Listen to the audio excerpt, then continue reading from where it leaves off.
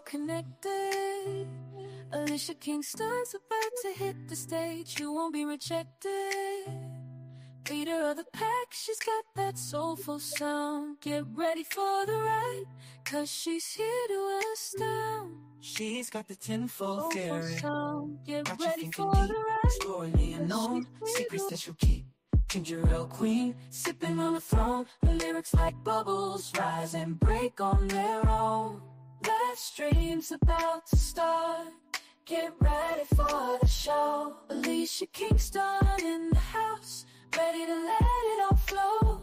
From June to House of the Dragon, she'll take you on a ride. Reviewing your favorite shows with soulful lyrics on the side.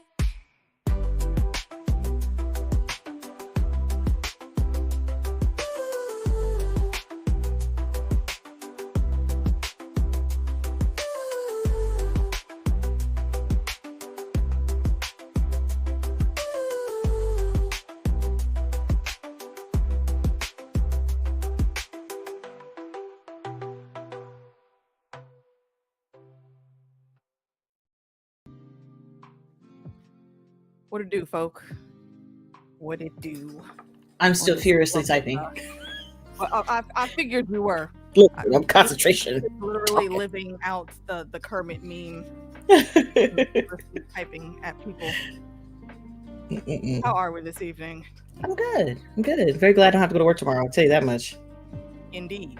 I share that sentiment. What's going on, chat rooms? Mother Roan is in the house. Mother the round, everyone. Fandom decent. What's going on?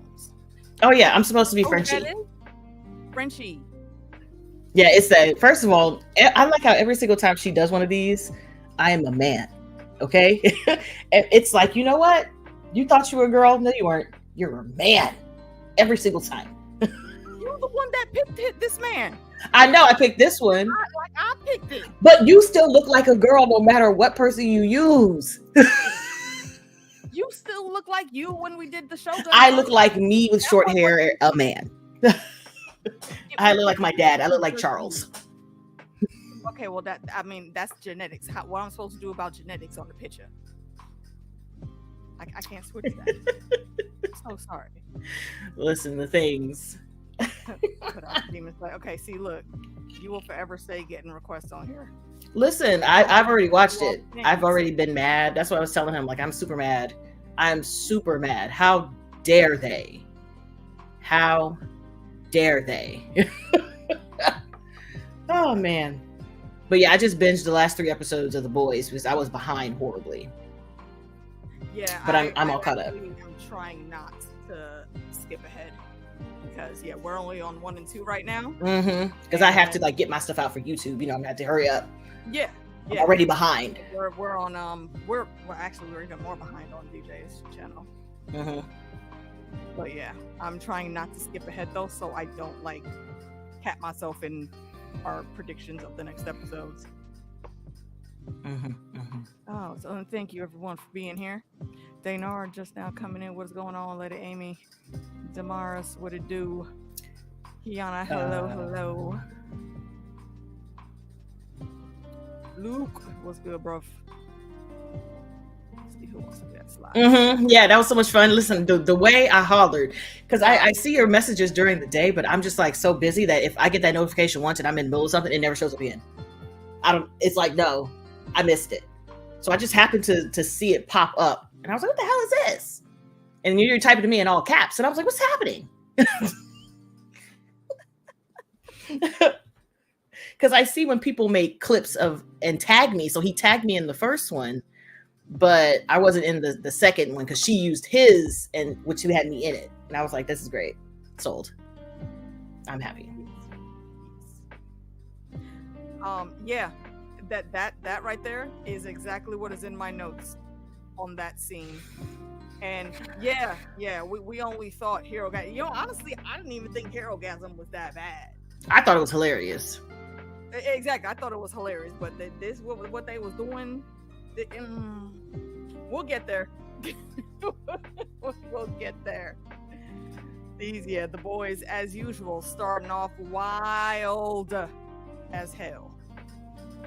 And I'm not mad at it because this is what I expect from them. Demarius, exactly. That's all I can think of. That's all I can think of. Bruh. Yeah. Bruh. Like my eyes started twitching as soon as it got to that scene. Like, ugh. Listen, I knew it. I'm like, you over here, sir. Sir. I mean, y'all do what y'all want. Just maybe not in public spaces like that.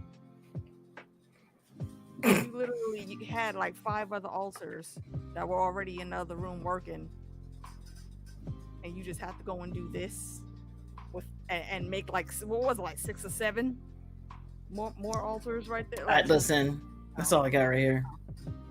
Absurd. Absurd. Oh man. Okay, let me make sure I got the right thing open. Well, no, that is episode 2. That is not what we were. That was funny. Hey, you're right. Herogasm was hilarious. He was very moist. He was very sticky and moist, and I would have left as well. Moist is putting it lightly. Dude. But as usual, all you can say is the boys were being the boys, and they delivered.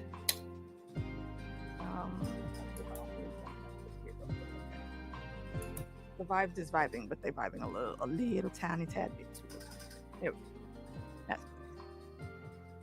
And also, y'all feel free to give me feedback on background objects and whatnots that I choose. That face. So I had to make a face because I'm trying to like type, and it's, you click on something and it goes everywhere, and you lost it, and all of a sudden stuff starts happening because you're pushing control keys. That's right. Not on the right screen to be pushing those keys. Yeah. Listen, I'm so confused. That just super drowned. Oh boy. Yeah, the new Hot D Funkos. Nope, I have not. You see that is it, because I haven't been buying them as much as I used to. Queen Monero on a, do I have that? Is that an old one? Queen Monero on that one.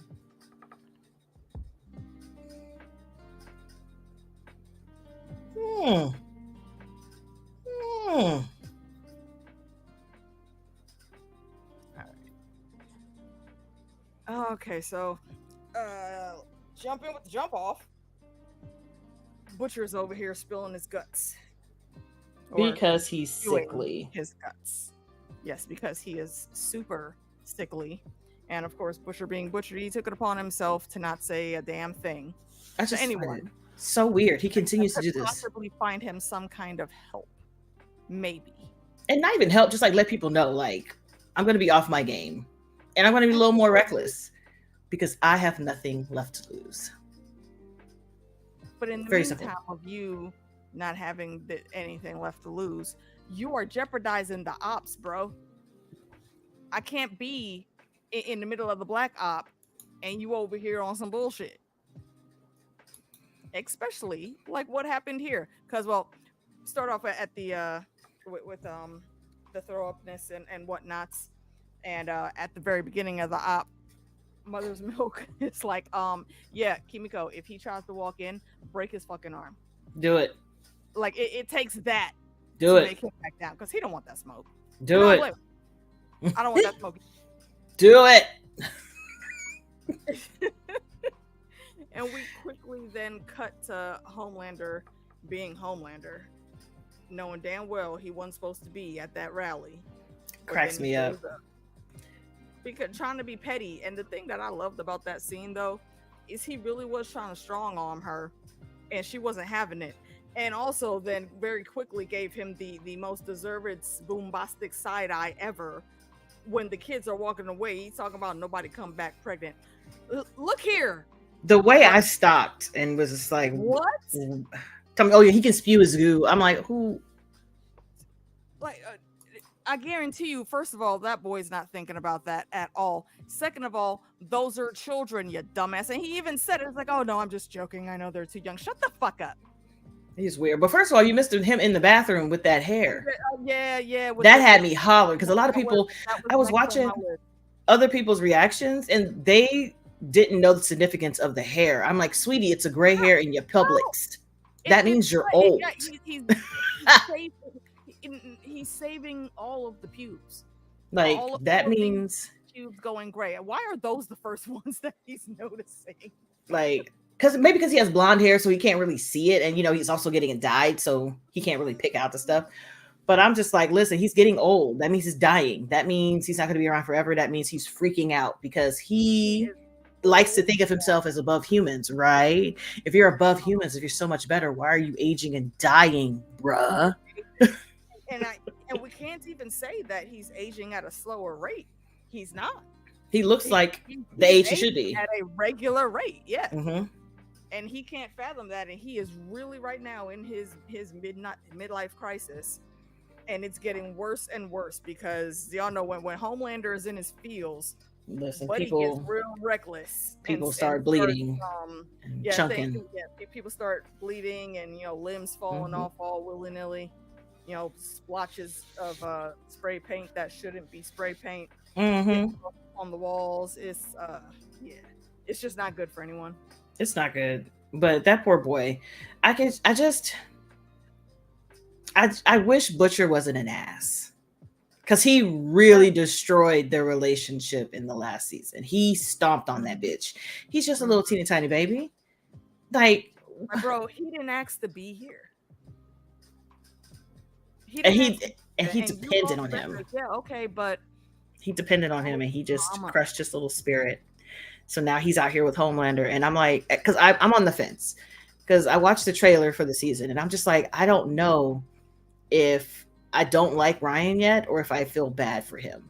Like, I don't know which one. I don't know which one. Yeah. Seeing him with Homelander, and him being almost like a regular kid. He looks like a regular kid until until Homelander pushes him into a situation, or he does some fuck shit, and he just have him looking at him. He's like, I don't want to do that. I'm like, okay, well, that's a regular kid. I feel bad for him. Yeah, he's like, being with Homelander. People in there, and he's still not used to all that limelight. You remember the first time we saw him in a crowd, he quickly panic attack, because he's not used to that. It's too much too fast. And here again, Homelander has not learned the damn lesson. Stop trying to put this boy in the limelight like that. That's just not his stilo. At least it feels like to me. That's not his fit. That is not what he wants. Does he want to train and learn how to use his powers gradually? Sure, absolutely. But does he want to be doing all this celebrity bullshit? No, not at all. Amy, you're constantly pushing him to it. If you can highlight Amy's last question, does Ryan know that he's a product of SAA? I don't know. I don't think so. I don't know. I don't even know if he would have the concept of what that is. I think he would, and I think that it would much shield him from that. It would definitely destroy whatever likability Homelander has in his mind, because you know how he feels about his mama. Yeah. You know how he feels. I don't think he knows, because that's a surefire way. If you want to get him away from Homelander, tell him that. But I don't think that he would. What's his name? I don't think that Butcher ever would. No. Because he wouldn't want to tarnish Becca's memory in his mind for anything, which also still again is something that makes me want to just snatch Butcher up. Like, look here, Judge Dredd, I'm gonna need you to try to discipline yourself a little bit better than you've been doing here. Like, you can tell, at least to me, if you analyze some of Luke's your thing just popped up in the chat. That's why I looked up and I saw that. Ryan, he has times where you can very actively see he is making himself go along with the game. And I think he already knows he doesn't really want to be around Homelander, but he's afraid to tell him that. I mean, I would too. Should be. Because there's nothing that will make him snap quicker than Ryan. Oh my goodness. He's going to just flip out and kill everybody. He don't care at this point.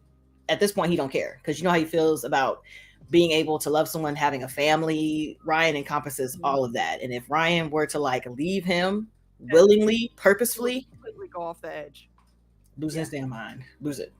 And Homelander might say that, but there are moments where you see Ryan working it out in his head on his own, because he's a very smart kid. He's still very introverted, but he's a very good kid. You know, Becca did a good job with what she did instill in him in the years that she had. And I think that he can look past all that now. You know, he was angry and upset before. I also think he can sniff out a lie, just like Homelander. Yeah. So. With a clear head, I think he's already looking at this because, you know, they do talk a bit later, and he's Homelander has to like pull it out of him, and then he gets into the conversation of saying, well, why do you still want to go with him? You know, he said all those horrible things about you. Do you remember what he said? And Ryan takes all that and he's like, yeah, but my mom loved him. And of course, Homelander, because he's a dick, well, do you love him? And Ryan didn't answer. And that says to me that absolutely he still loves him, but he knows better than to say that. But even the conversation with that might be weird, but even the conversation with Butcher, Homelander, and Ryan in the kitchen, when he was like, oh, it looks like you're dying, and Ryan immediately flipped. It was just like worried for Butcher. Immediately, worried, and Homelander didn't pick it up. He was too busy, you know, antagonizing and poking and prodding.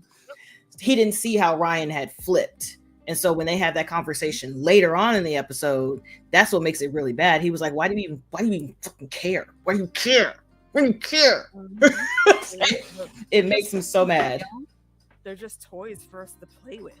Like, no.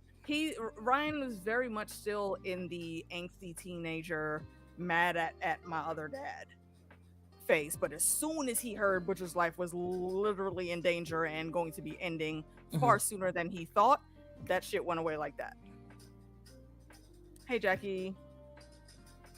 Hey, Jackie. So, yeah, I see John in there. Hey, John. And I do agree, he does need to know the truth, but it's gonna have to be said to him, not in some emotional rant or something that anyone goes through. Which I think is a mistake that both Butcher and Homelander have been making. Y'all need to stop yelling at this boy.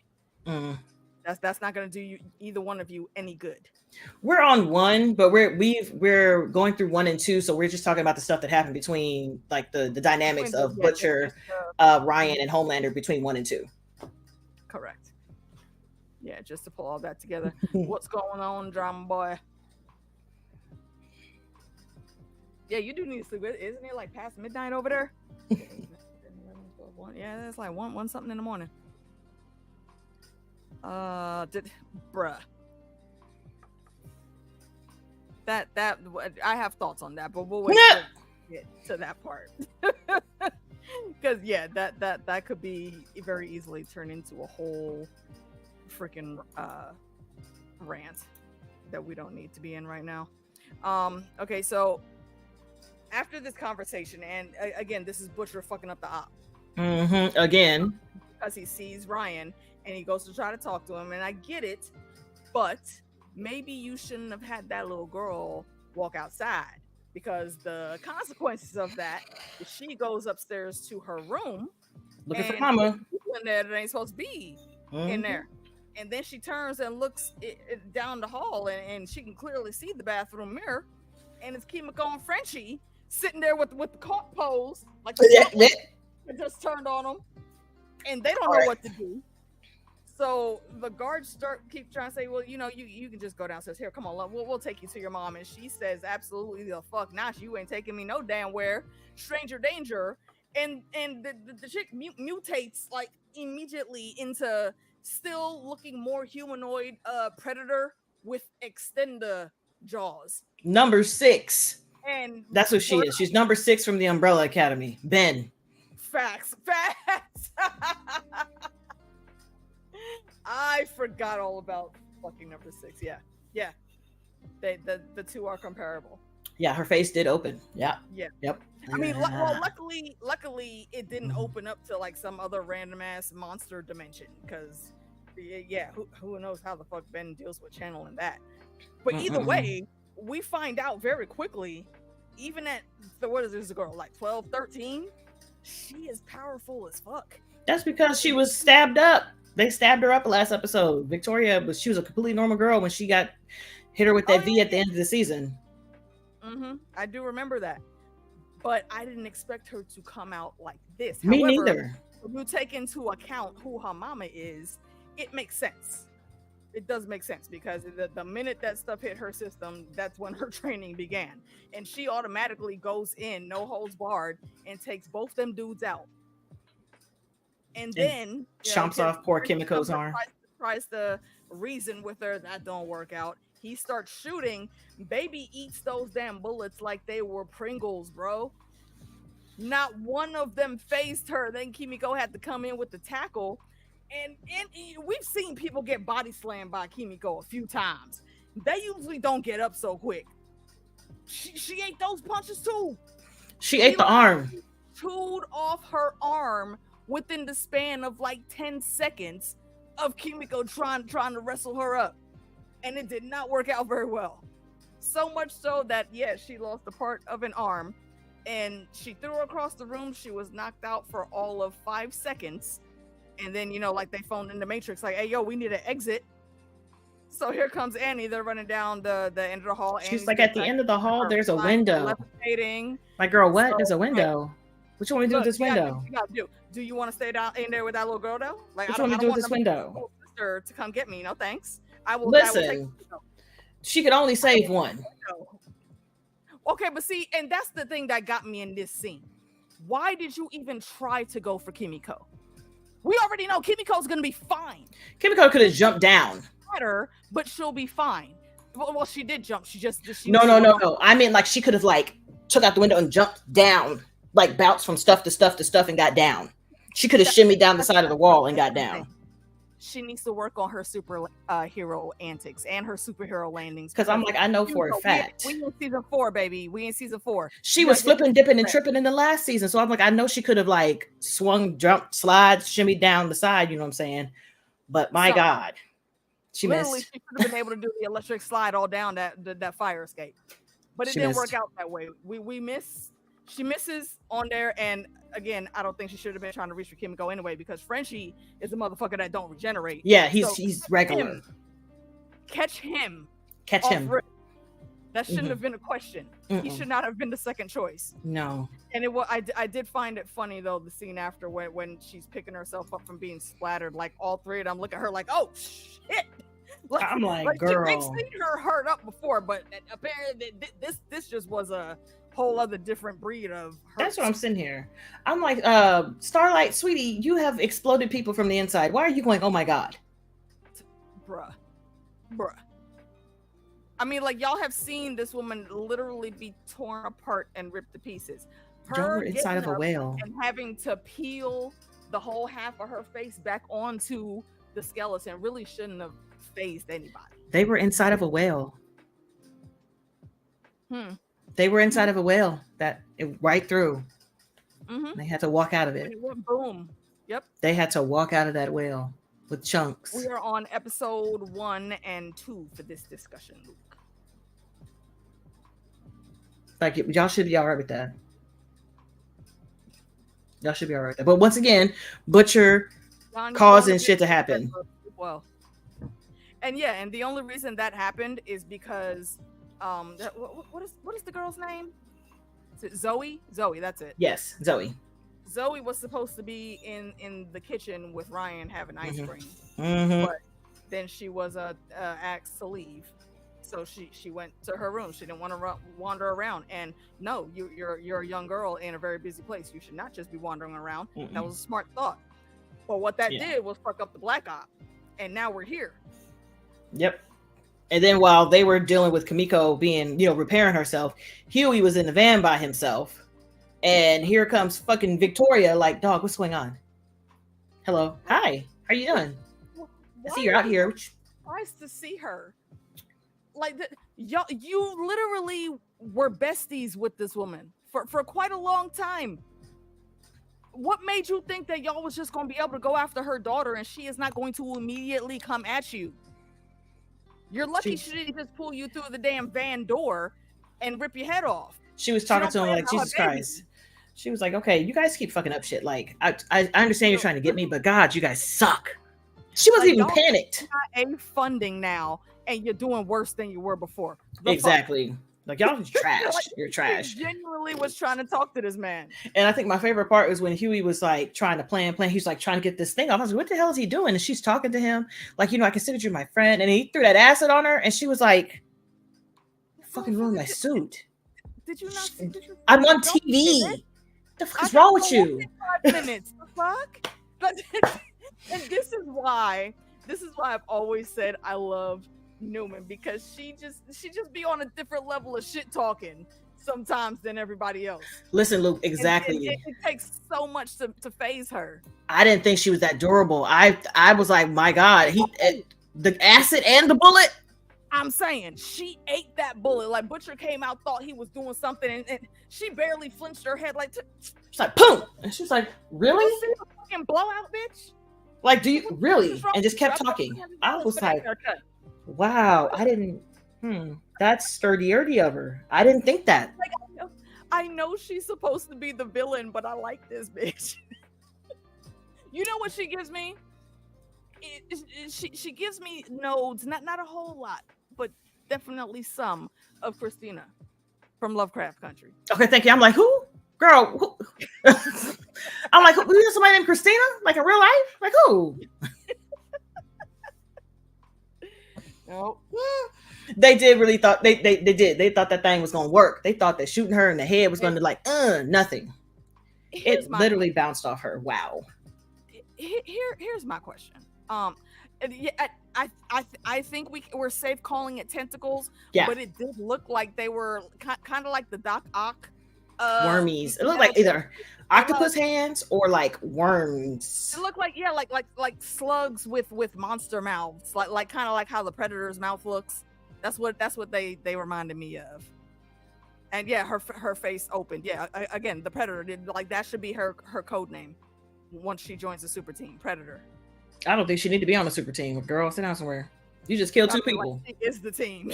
Don't be on it. You need to not be on the super team. You need to go to school. Oh man.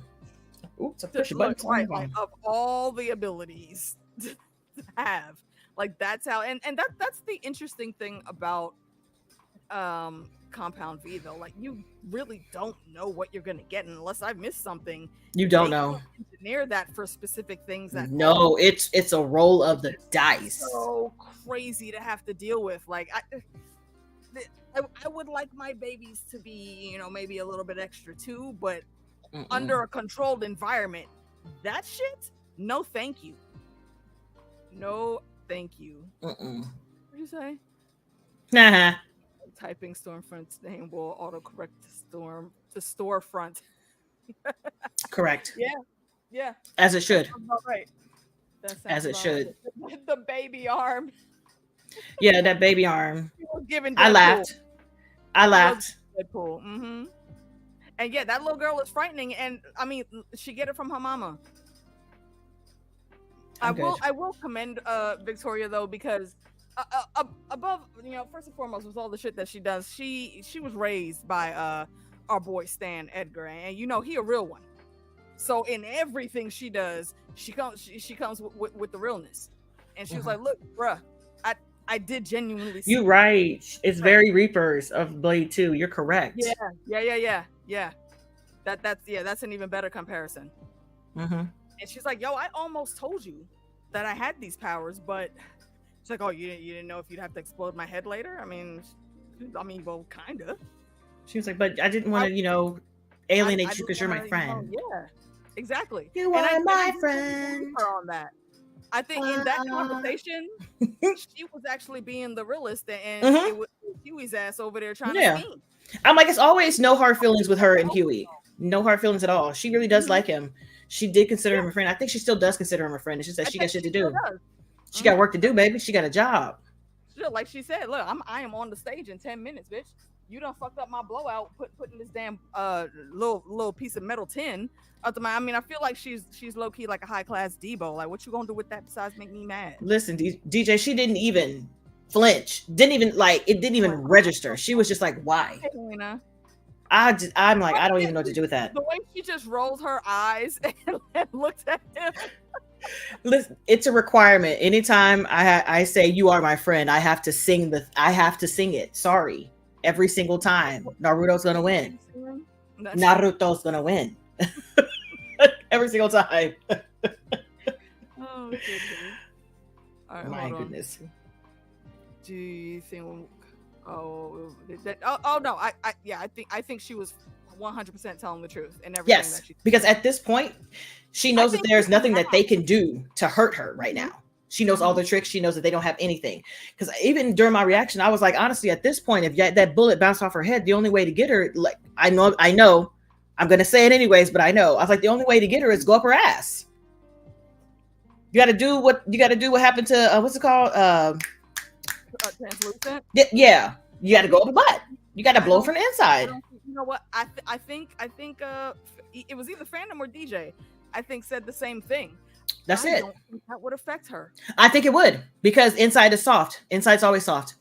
It's like a turtle. Inside's always going to be soft. But how do you know it's going to be soft with her though?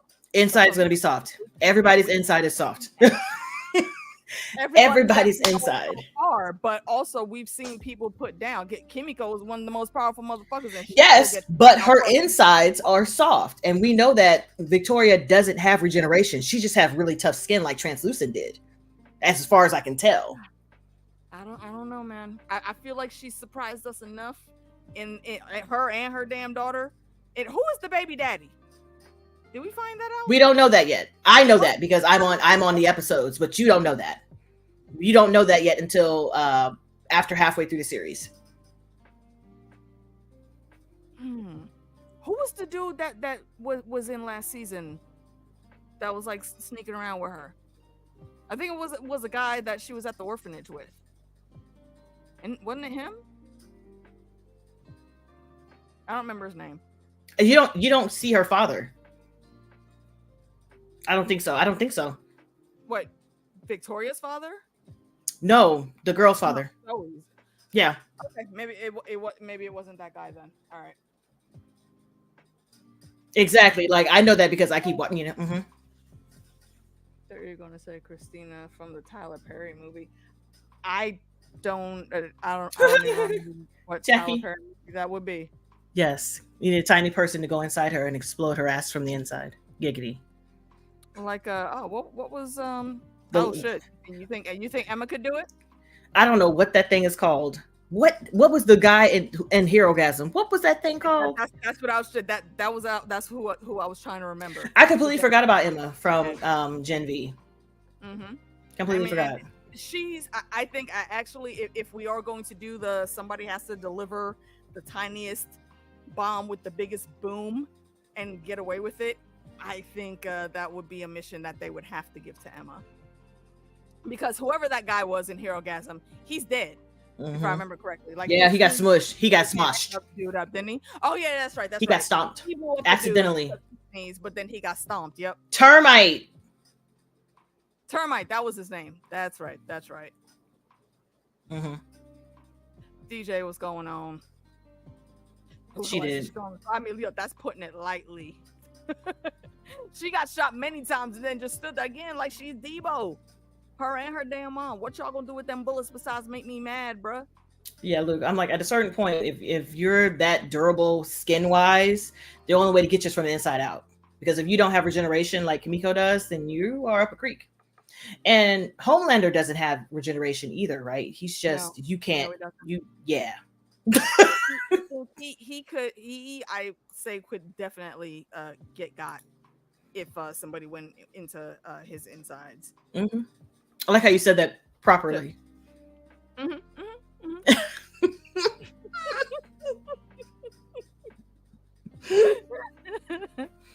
And yes, Damaris, I agree. He chose wisely. Like, yo, I mean, and you gotta wonder what were even the parameters that he saw in this little girl. That she can explode heads from a distance. That's perfection. I mean, but did she start off being able to do that? Because what situation happens that you find out you can do that shit? Yeah, she's always done that. Remember, that's how she accidentally killed her parents. They had it in her file. That's right. Mm-hmm. And that's why she was in the orphanage, because she accidentally exploded her familia.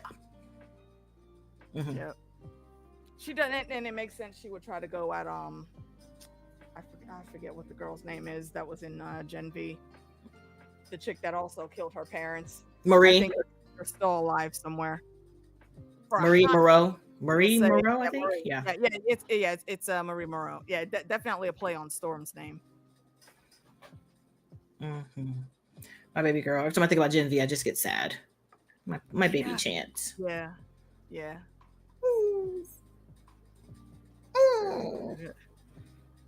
But yeah. I think who and Ramsey would get along? Homelander and Ramsey? Yeah. Bolton? Eamon. I don't think Eamon will fuck with Homelander. Eamon has principles, believe it or not. My guy has principles. He has principles, and he's actually quite honorable with most of the ways he moves. Mm-hmm. He does have rules about himself, and he keeps to a certain code. Not, but they both like milk a lot. Jackie, go home. Say, go home, Jackie. Go home, Jackie. Look here, ma'am. See, we were trying to keep the full-on debauchery to just like one situation. Okay. You go sit in the corner and think about what you just. Oh yeah, Joffrey and Homelander would be best friends. I agree. Oh, 100%. Joffrey is the son that Homelander wants. Guaranteed. Mm-hmm. Homelander would have gotten the gift of a tiny bloody kitten. That probably he would have enjoyed it. They both would have had fun killing it. Mm-hmm. Amazing. Mm-hmm. He would make good use of him. You are correct. That's that's a whole stream right there. I might put a pin in that. Mm-hmm. But let's pair up the boys with Westerosi High Lords. That could be interesting. Mm-hmm. But before we get too deep into that rabbit hole, because that definitely is a rabbit hole. Mm-hmm. Let's jump back out. Let's see. CostumeCo regenerates. Victorian Yui chat. After the op, because shit went left, of course they get called to the principal's office, and we see it's Mother's Milk that's actually being called in.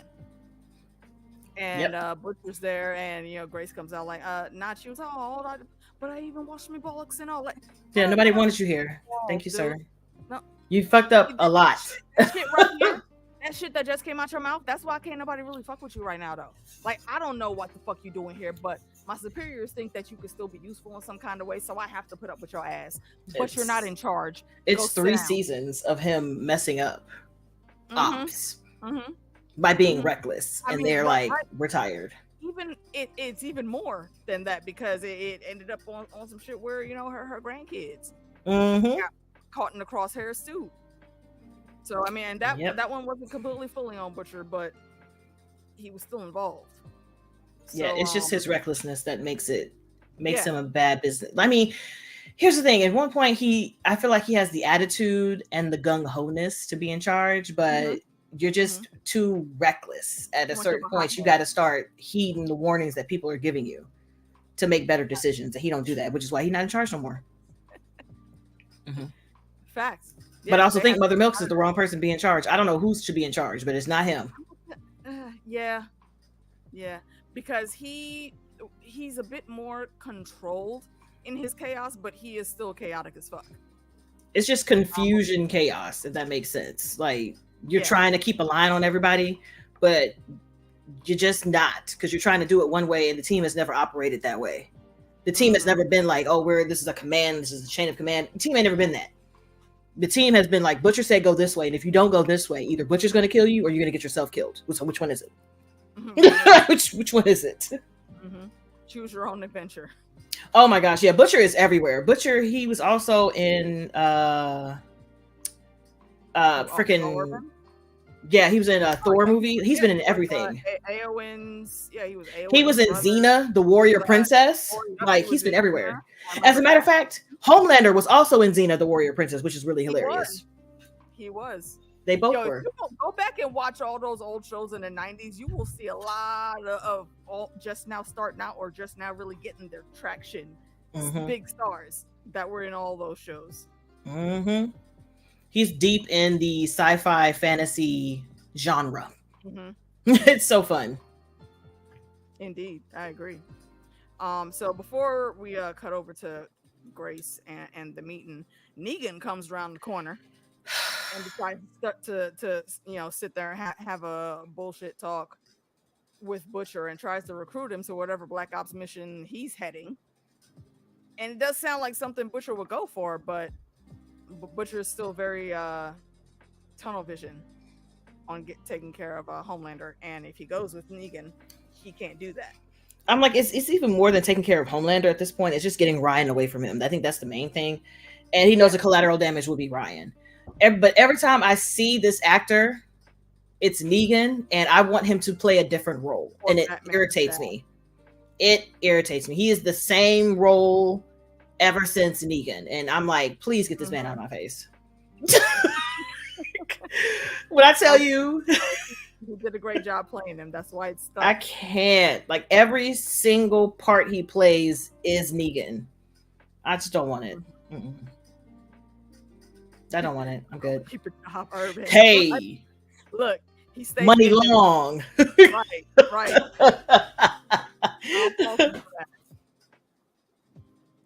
You think Negan is a hallucination?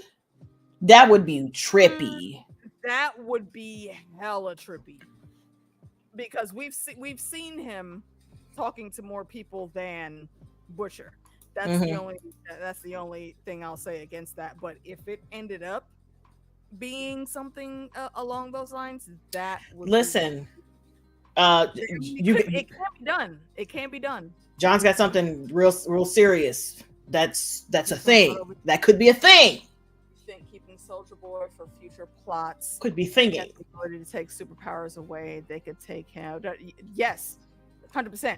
That it's basically, it would be the same thing that they did with Leech in the 90s X-Men movies, and it would be a sound plan. I mean, literally the only reason that they woke Soldier Boy up in the first place was to come and wrangle Homelander up. Mm-hmm. Before they found the relations of that situation. Oh yeah, I think that's absolutely what could happen, and probably what shouldn't. And if Newman keeps moving the way she's moving, they'll get there. They're already working on it. I mean, at this point, he's got to go for everybody's sake. He's got to go for everybody's sake because he's pressing Newman, which is something you don't want to do, and which is causing her to not kind of like press the president-elect or the was it presidential nominee, what the fuck he's called. Yeah, her running mate. Her running mate. It's just making things difficult for her when she's got to try to keep a straight head, and she's got to be undercover because she doesn't want anybody to know that she's a suit. So he's out here pressing her, and she's like, if you don't get the fucking sign. That's a good segue to jump back over to where Mother's Milk is, because in this meeting it's Grace and the about to be president once Congress signs off on the order, and he's all up and up like, yo, she's gonna know it was me. Yeah. Well, sir, you knew what the hell you were getting in with when you chose her to be. Come on. And then you tried to do the full double cross. And you didn't take into any kind of consideration that shit might go left. Lie down with dogs and get up with fleas, sir. I mean, look, you play stupid games, you win stupid prizes. I'm sorry, I don't feel bad for you, sir. You made your bet, now you got to lie in it. There's so many more we can use. Fat meat is greasy. Like, what do you want? I can keep going. He even said everybody told me to go with the other guy. Well, maybe you should have went with the other guy. So now he's stuck like Chuck. He's in a rock between a rock and a hard place, because now he has to continue to try to get rid of Victoria, because if she doesn't know it's him, she will know it's him. She's gonna find out. Exactly. So you got to complete it. You got to complete the mission. You got to go for the goal. And they are striking out left and right, because I mean, like she said, it seems like they're worse at their job than they were before. I'm just really surprised Frenchie is not like, well, listen, this is how we got rid of other soups. Why can't we do it? Because translucent was the best way to get rid of one. The best way. I mean, it's a little messy, but he did. He's gone. I mean, they were in a disgusting, damp, moldy basement dungeon thing anyway, so yeah, him blowing up there didn't really matter. You say you look to see Soldier Boy reside, he's too important to discard. Oh yeah, I don't think he's I don't think so. I just think Noir is dead. Oh, nah, Noir's gone. I think he did. He got them insides ripped all the way out. Mm-hmm. Yikes. But yeah, because I was thoroughly confused with that as well. I mean, I guess we'll see if they do something with it, but because I was like, I don't think he's coming back. Because when he showed up, I was like, what is he doing here? So much from the comic. Well, see, the minute he started talking, the minute he showed up, I was like, wait a minute. Oh, so they either had another one in reserve because like like cloning or something, or he didn't die, which I'm sure he did, or I was like, not a person, not John, not like a random John in there. Oh, okay. Dude's super powered. That's not the point. The point is he's a regular ass actor. He's a regular ass like B-list star. Well, yeah, he may be, but I think he does still have powers because when he got that bat, it only took him one. Oh yeah. Good smash. But that's not the point. The point is, sir, you are a rando playing Black Noir. Weird. Who was it that got him? Was it Ashley that brought him in?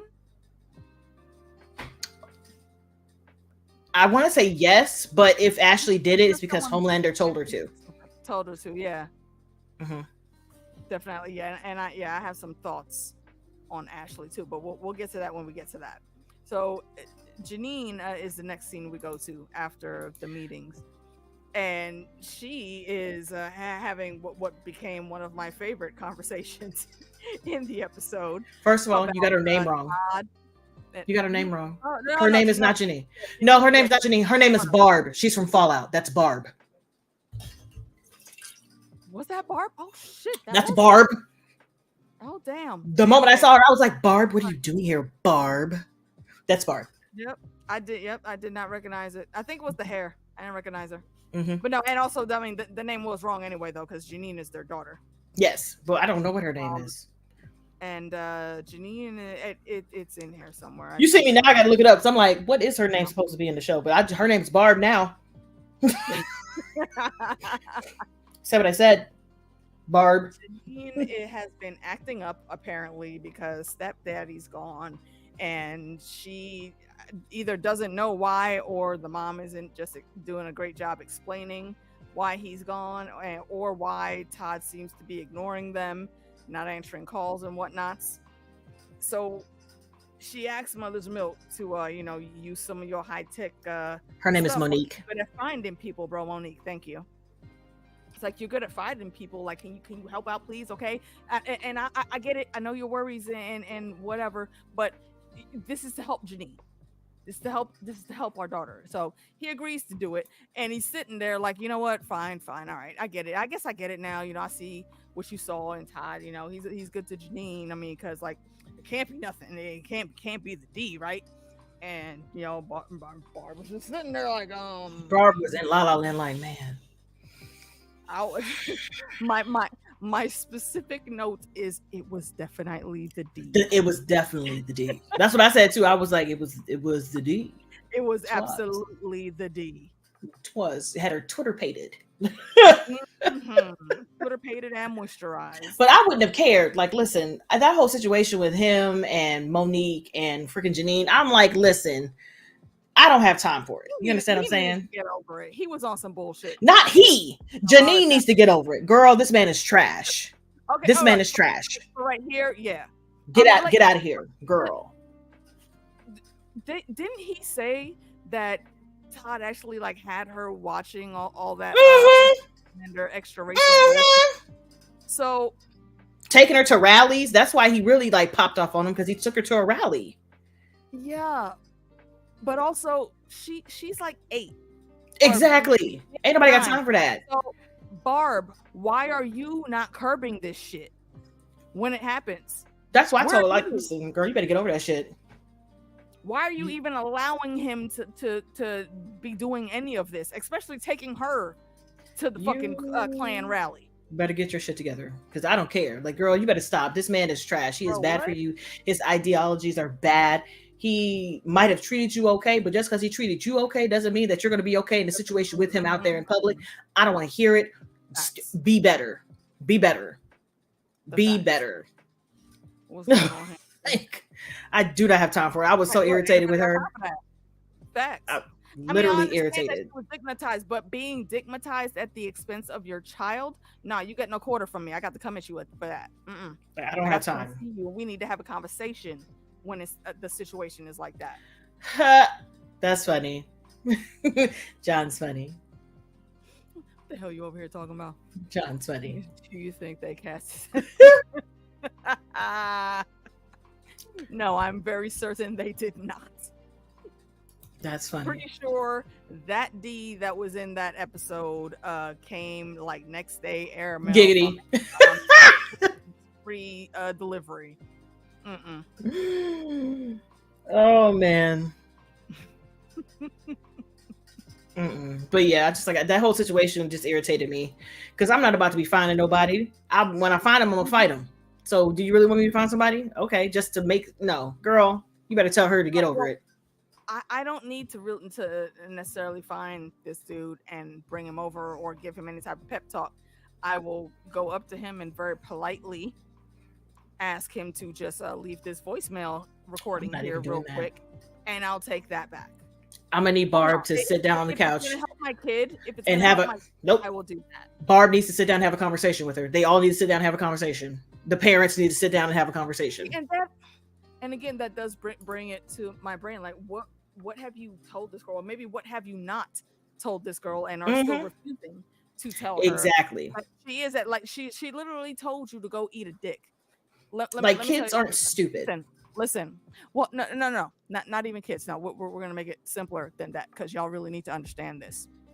There is no black child in America that would look at their mother and say eat a dick, because we know before we even got the last syllable out, our lips and jaw would be across the room. And we won't even see when that happens because the next thing we'll know, it'll be 2 weeks from then, and we'll be waking up at the hospital. I'm like, no, thank you. So, yeah. No. That just remember this: the shit that you see on TV, that ain't it. I'm like, kids are smarter than that. All you have to do is tell them what the hell's going on. That's all you have to do is tell them what's going on. Do you have to be graphic and NC-17 rated R? No, but you need to tell her what's going on. Like, yeah, we had to separate that because this man is trash. He is trash and he is dangerous and he can hurt us and you because you don't look like him. So him taking you into places where people don't like you based on what they see and not who you are, girl, that's dangerous. That's dangerous. Because he's not going to protect you. He's going to leave you right out there. Yep. Like, I don't have time for it. Haymaker, look, in the words of Dave Chappelle, yo, what did the 5 fingers say to the face? Like, we don't do that around these parts. Nay. Yeah, that's my that whole situation irritates me. I don't like it.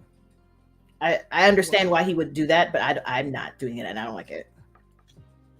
I get it. Yep.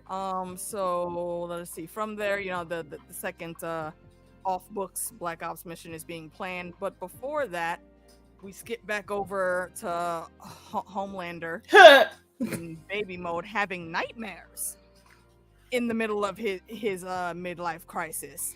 He's never felt bad about anything, or he's not supposed to. He's constantly preaching to his kid, you shouldn't be feeling regretful about these shit. They just humans. Like, those are toys. They in our sandbox. We get to move them around like little action figures. But he's over here having these full-on nightmares, and all of them are about situations where he has fucked up and done shit that he know he shouldn't have done. So how is this gonna play out by the end of the season? Him starting to grow. It's like the Grinch, and his heart grew 3 times the normal size. But knowing Homelander, he'll probably nip that in the bud. Somebody will say something, or he'll go back to that inner monologue where you better put a nut up, quit the shit. And then him back on that roof jerking off again. I can do what I want. That's all he can hold on to, is he can do what he wants to. But I just, man, him's is special. And really, yeah, that's and not even that, because after the sleep part when he woke up, was that before or after he went to the meeting the 7 meeting where he was just tired of everybody's shit. It was right before. He's in here again collecting the gray pubes, and we see he's putting them in a jar. Yeah.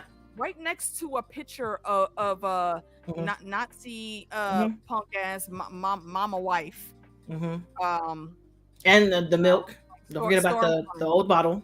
And he's got he still has that mommy complex with the milk. So he's in all types of crisis mode right now.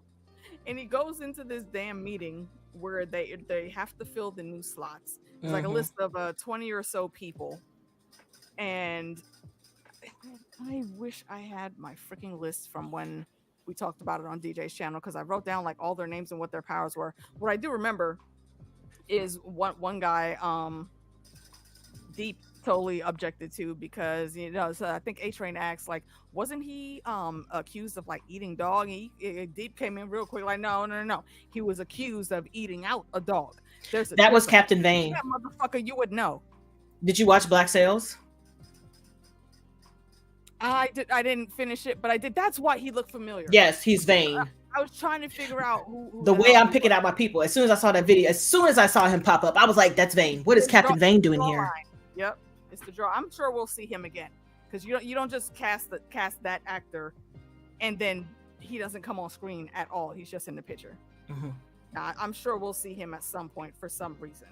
And we also get Sister Sage. I think Sister Sage was the first one. A-Train spoke up like, nah, not her. She, not her. I was on the teen Avengers group with her. The smartest person in the world, and she's just.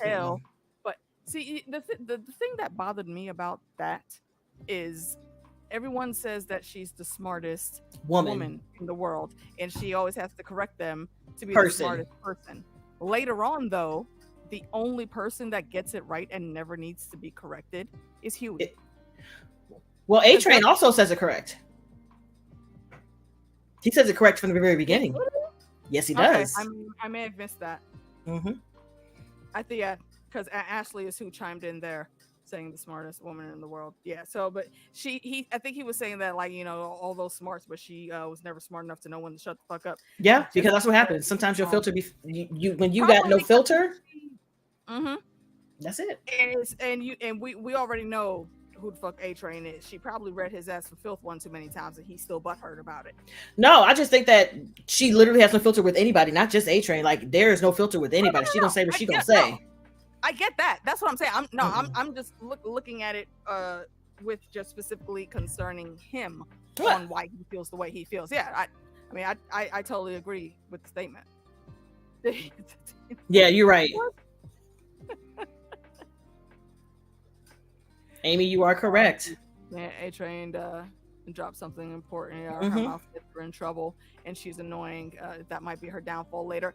It might be, but I feel like the way she's moving right now, she's playing a longer game than people that I think people, especially Homelander, right now is seeing. I actually agree with Amy. How that goes. I feel like she is gonna get her ass, because eventually Homelander's gonna get sick of her. You know how Homelander is.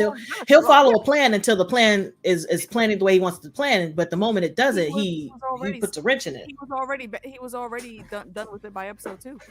He was what is it, like Edgar, when he had his whole entire plan of how you're gonna do this, you're gonna go here, you're gonna go there, and he decided to go ahead and leak the formula to oh my god, what's it called, to V.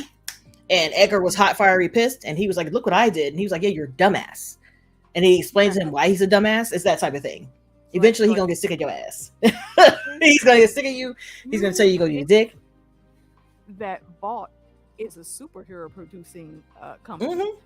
No, you don't make us nearly as much money as what makes you. And you know what makes you? That little substance that we make. We're a pharmaceutical company. Get that correct. Oh my god, what is it called? It's something in front of V, and I can't remember. Compound V? Thank you. I'm like Planet V. No, that's Planet Fitness. Crop sitting here struggling like the Vought V. No, it's not Vought V. You are correct. You're completely correct. I agree. Yeah, he likes new toys. And honestly, he did do a pretty decent self-assessment of himself when he went to see her. Yes. And wait, no, what? No, let me not skip the shenanigans of it all. In this meeting, after we're going through this list, you know, I think They fool. somebody else's name comes up who I think we're also gonna see, Hyperion, and Ashley shuts that shit down immediately, talking about, oh no, she's like the cum rag of something or other. But yeah, she was very upset that her name came up on the screen. So I mean, which baffles me, because didn't you make this list, ma'am? But anyway, we'll go on to that. There's a couple other people that came up, and especially like the racist dude that they said had to get shut down because he was killing a bunch of migrants. And Homelander was like, yeah, that one. Yeah, he was like, oh, well, I kind of like him. She's like, yeah, you know what? He could actually help our numbers, like white women and white men above the age of 51. Like that, you know, that just boo. And again, Homelander's in here, and he tosses that line out just to see what they would do. He's like, oh, I'm surrounded. He has his Scar moment, you know, like, I'm surrounded by idiots. Because he is a bunch of yes men and sycophants, and yeah, you are, but that's exactly the formula and the model that you have advocated for from the beginning. You're mad now that they're giving you what you wanted? Because he wants to challenge, and that's the reason why I think that he is still so caught up on Starlight. Like, he misses Starlight, because Starlight was the one to be like, no, no, thank you. Extremely bored since she told him to go fuck himself royally. Like, the way that I wouldn't last every single time I see a scene with Homelander, and he's always like pushing in pride, and I was like, go ahead and do it. Go ahead and do it. And I stay true to that no matter where I am. If I'm in the middle of being tortured, we're going to torture you for this information. Okay. Either I'm going to tell you because I don't care, or if you're going to kill me anyways, I'm definitely not telling you. Like, what's the point? What's the purpose? Yeah. What will be the point of that? What's the purpose? If you're going to kill me anyways, I'm not telling you a damn thing. Go ahead and kill me. Just go ahead and do what you need to do. Yep. I'm going to take the fun out of it for you. Just go ahead. I guess they weren't getting his point the way he wanted them to. So this man completely makes a left turn. Fool. Like, Deep, go blow a train. And everybody looks at him like you literally hear the record scratch, and everybody's brain. Everybody stops, stares, takes a deep breath, go. He's like, get up, go over there, get on your knees, and put his cock in your mouth. Oh no, the Deep was definitely gonna do it. And the Deep was gonna do it 100%. And A-Train was going to allow it to happen, obviously, because I mean, who wants Homelander to come and I would have been like, no. However, it's the way the shit was. First of all, Deep just he irks my nerves. He irks my nerves so much. Fuck shit.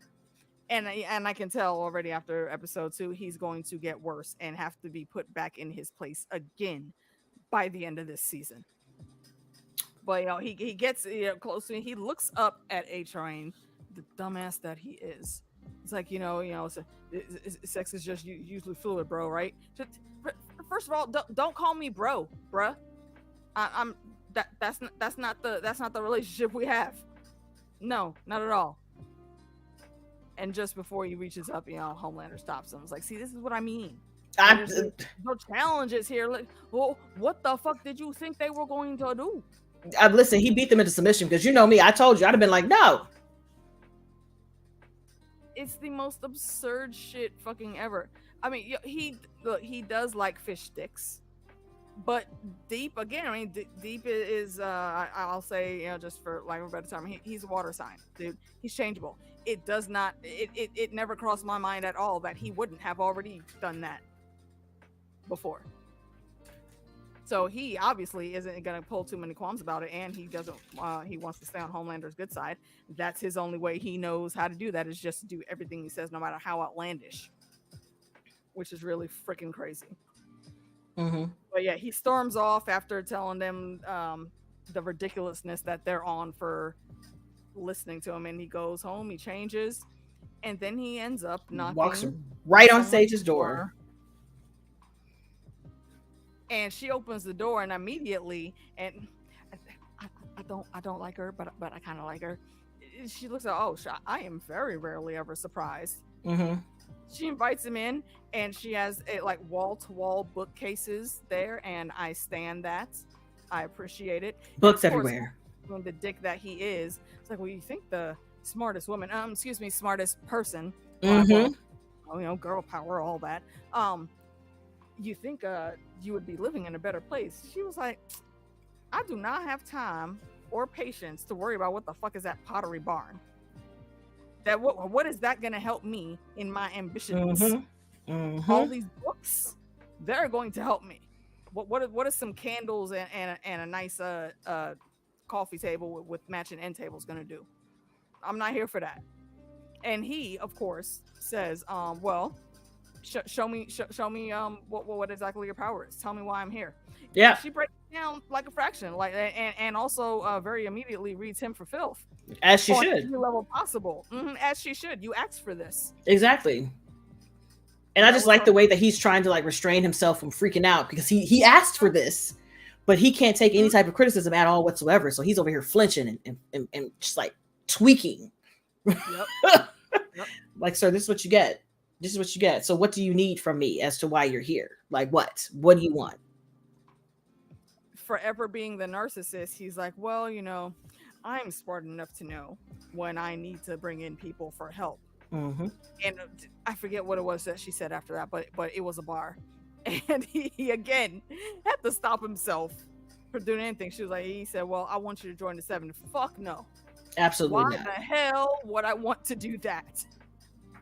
And he is eventually able to convince her, though. Yeah, I don't know if, here's the thing. I don't think convince her to join the 7, but convince her to work with him, because she still didn't want to be on the 7. So she devised a plan to get him the accolades and to get everything he wants. What to happen? It's like to have superheroes in the White House. It's his ultimate plan, I think. Is it? In the White House, but for him to be the one that's in charge and pulling all the strings. So she says, well, that's easy. Rome, Greece, look at any ancient civilization. The people will do it for you. The formula that they did. You don't have to break the world down. You don't have to set it on fire. The people will do that for you if you give them the right push, and then you come in and just save the day. Exactly. So immediately he followed, and actually he's the one that says, oh, like Caesar? And she said, yes. As a matter of fact, exactly like Caesar. And I think she was actually kind of surprised. She was shook. She was like, well, shut up. You're not that dumb. Wow. And Amy, you're right. I can't help but think she has a bigger plan too. I'm waiting to see what it is. Yeah, absolutely. That's what I'm saying. She is absolutely on a long con that Homelander is not even fathoming is happening right now. 100%. That's what I'm saying. Like, I like her, but I don't trust her because she's sus as fuck. Yeah, she absolutely has her own agenda. Indeed. And yeah, I am here for the antics. I really am here for the antics. I want to see. Yeah, Homelander did say that. I forgot that he said that she can test globally what she wants to do. Yeah. So what you know what? I guarantee you this chick has been in here. This is her laboratory. Okay, she's been in here planning this shit like Dexter for how many years now, and she knew it. This was the opportunity. This is her moment to jump in. That's why it was so quick to have her start going to work. Because the next thing we see, we jump back to Mother's Milk, and Kimiko and Frenchie decide to come along for the ride. And while they're in there talking, of course, they're back there getting on Mother's Milk's nerve. He's like, "Yo, y'all did not have to be here." Exactly. Like, I'm doing something. Yeah, can y'all just if you gonna help, okay, help. But again, you can't still just leave. Like, I can drop you off right now. And it's like, shut the fuck up. Disrespectfully. Colin calls. Shut up. Colin gives our boy Frenchie a call, and he ignores it. And Kimiko, looked over his shoulder a little bit. Was that Colin? Yeah, exactly. What you doing? Like, why you not going up and talk to him? Up on that? Clearly he like you. Why you not talking to him? I mean, like, look, I love you, okay, and I know you love me, but you know that me and you, we just ain't gonna be doing that, okay? I'm not here for that. That's not the level we on no more. So go on, get you that. Get you do what you do. down and Get stop you what you living want. around here. Get you what you want, dog. Yo, Get you what you want. Kimiko, I mean, okay, look, she was nosy, but I love it though because that's what a proper wingman's supposed to do. Okay, they supposed to get when you being dumb about the shit. That's what they supposed to swoop in and do. Mm-hmm. And she is As she should. doing that. As she should. And so while they were sitting there waiting through all of that, having the conversation in the back, which is I think the best part about that is because it's like pseudo quiet because it's her doing her sign language and him being like, no, leave me alone. And that's getting on MM's nerves. And he says something, and I forget what Frenchie said back, but then he said like, "Oh, well, there he is, a spot." And that's when after they spot him is when Frenchie goes in like, "Yo, what? Yo, he has to be something extra in his pants to have Monique be on him like that." Yes. Mother Smoke was like, "Oh, this bullshit again." It's like, no, for real. Look, he's giving off like that serious Pete Davidson. Look, bro, dude, I cackled. DK energy. Even though she back there signing, smirking and laughing because she with the shits too. DK energy for sure. Messing with their parent while they driving just to see what's gonna happen. Yeah, but we do see like because it was the three guys that showed up, and then was it Sister Sage who met them? Yep. And then they went into the building, and while they were sitting outside, we got to see what was going on in the building. Yeah, and as soon as Homelander got there, I got the feeling that the shit was about to go left. I was like, "Wow, y'all are dying, huh?" But wow. Then he started his little recruitment speech like, I'm glad I got to meet y'all. I heard y'all were my biggest fans, and it's just so great what y'all put into the community. And like, sacrifices you're gonna make will just be that'll really seal the deal. And immediately they were like, "What are you talking about?" Like, huh? And then Todd starts laughing because, of course, he doesn't want to believe again. That you never meet your heroes. He doesn't want to believe that some shit is actually about to go down. Like, what you mean sacrifices, though? And he pulls out the bag. Has Deep pull up the bag, open it up. It's 3 baseballs in there, and it's the Deep, A Train, and Black Noir. And he hands out the bats. And he's like, "So I need y'all 3 to kill these motherfuckers right here. Thank you for your service. Homelander out." Exactly. And again, and Todd does laugh again, just like Deep. He's like, "Oh, wait, is this one of your tests where we're supposed to tell you no instead of just following orders?" And he's like, "No, this ain't it. No, I need you to bust him in the head real quick. Thank you. Right now." And Black Noir 2 is the first one to move. Man, the way they did this, A-Train's the only one that didn't actually. A-Train didn't do anything, which is smart on his. Yeah, definitely. Very smart on his part because that Sister Sage had cameras in there, had that shit on lock. I'm actually surprised that she didn't pull it out at any point in time there, but she's keeping surveillance on her own. Again, she's moving in the shadows like double time. Double cross, all on her own. Yep. So they get beat to death, and we go back outside and we see Homelander exit, and then the boys see Homelander, and they're like, "What the hell is going on? Why is he in the building?" Like, "Yo, what the fuck?" And I think Frenchie was like, "Ain't he supposed to be at court?" Exactly. Like, automatically from Mother's Milk, he's like, "Oh shit!" And they start out, pull up to the court, and then next thing we know, Sister Sage is walking up there too. Well, actually, it's just Sage. Let me respect that.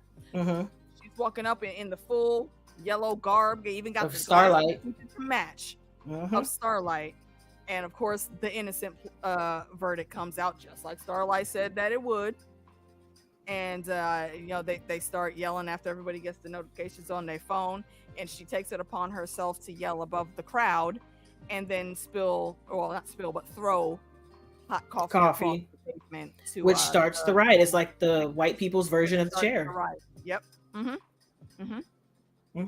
And in the middle of this, all this ruckus going on, that is when Mother's Milk. Wait, is it Mother's Milk? Someone there? Everybody showed up because Frenchie was there. Frenchie saved his friend. Kimiko was saving people. Mother's Milk was trying to figure out what the hell was going on.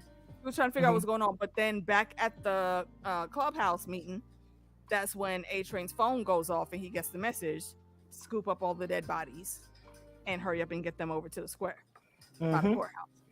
And it's within a split second it happens. And once, you know, Starlight gets there, she clears the crowd because like the head of her foundation that she's getting trying an to ass get beat and running is getting her ass beat and actually got knocked out by the time she got there. So she cleared people off of her and they were working on stopping the rest of them. And then somebody yelled out, look at these 3 people over here. And of course, yada, yada, yada. Starlighters are blamed for it, particularly 2 black men that were yes, of course, in the crowd get framed for it. Of course. So yeah, that chaos starts happening. We see Frenchie save Colin because Colin was getting jumped, and he pulled him out of there. You know, that they end up actually going and doing the do because they needed some stress relief. So he finally took Kimiko's advice, and then it skips. Where do they go next? We go back to Butcher, who was talking to like Butcher and calling or meeting. I can't remember if he met with her in person about working together with her with Newman. Yeah. But is that before or after Huey gets a phone call about his dad? There's about Todd. Then say yep, Riot. It goes to immediately after the riot, it goes to Ryan. Actually, Ryan and Homelander, I think.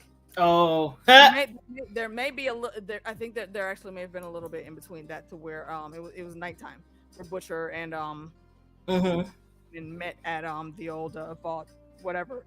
Yeah, Vault is kind of like almost like Vault Tech, because like every background thing we see now is Vault something. Everything.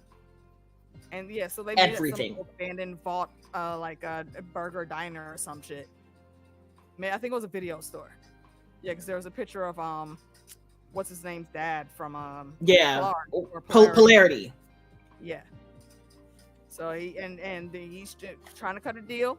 It's like, look, you know, I can scratch your bag, you can scratch mine, for whatever thing. And he again. Happy 4th, Helena. Yet oh yes, indeed. Happy 4th. Thank you for coming by. Catch you probably on Sunday. We'll be back here for some more dragons. Yeah, her price for the help in getting Ryan away from Homelander is for him to destroy those documents that he has on her. And he's like, well, that's not going to stop him from going to the press. And she's like, well, I mean, yeah, it won't, but I'm not worried about him going to the press as long as those documents are taken care of, because then he has no proof. And he just comes off as a disgruntled ex-employee. So if you want a deal, that's my price. Take it or leave it. And she mic drops and walks the fuck out the door, as she do. Yep. And so he was highly considering it. He was very much so considering it. He doesn't have any other choice, really. Until I think Huey's dad had that stroke and he saw him really worried. And he was just like, do I want to do this to him again? Like, yeah, it ended up being late night. Huey had purposely not taken a call from his dad earlier that day. So when he did get another call from an unknown number, when he checked his voicemail, he just up and ran out the room. Where he was going was to the hospital because his dad had a stroke. And he's back now. It's late night. He's just trying to pack up some things. Andy comes and meets him, but before Andy gets there, it's Butcher that comes in, and he was looking at him like you up late, and he was like, yeah, you up late too, you good? Because of course he looks frantic. That's his pops. You know, y'all know how he loves his dad. He's like, yeah, my dad had a heart attack. They said even if he pulls through, like he might never be the same anymore. Like he might not bounce back. And he's mad at himself because he didn't take that call. Yeah. He's thinking, as any one of us would, I think that if he had, then maybe he could help save or prevent something. To make it not as bad as it is. Yeah. And this is a real moment for Butcher because, as we know, Butcher has always looked at Huey like as the replacement little brother for his little brother that he lost. So he actually genuinely cares and tries to talk to him like, bro, you can't put this on yourself. That's just that you're going to tear yourself apart if you do that. There's nothing you could have done. And sadly, in those cases, yeah, there is nothing to be done. It just, life is going to life no matter what we try to do. Mm-hmm. It's very sad, but it's a good moment for Butcher, which, this guy has a very huge capacity to love, but he chooses to be a dick most of the time, which is absurd.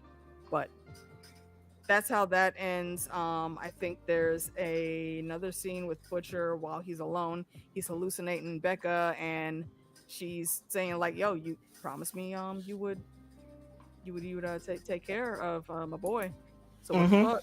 And again, the hallucinations are definitely tied to the growth that's in his brain, and he's basically just at odds with himself. Final scene for here is Huey at the hospital trying to comfort himself while thinking he could comfort his dad, and somebody walks in the door and he looks over and he's like, Mom? End scene. Well, you also forgot that Butcher went ahead and told Newman no. He sent the butthole. That's right. I forgot about the picture. And you know what? It almost feels, again, Newman and everything she does, she's the realest motherfucker. She sees that shit. She's like, God damn it! Like you could see the chuckle that was about to come out, and she was like, "This motherfucker." Booty hole. Booty. Like she wasn't even surprised. She wasn't even surprised, and she actually found it to be funny. So yeah, that was the episode. For this, I think what are we gonna get?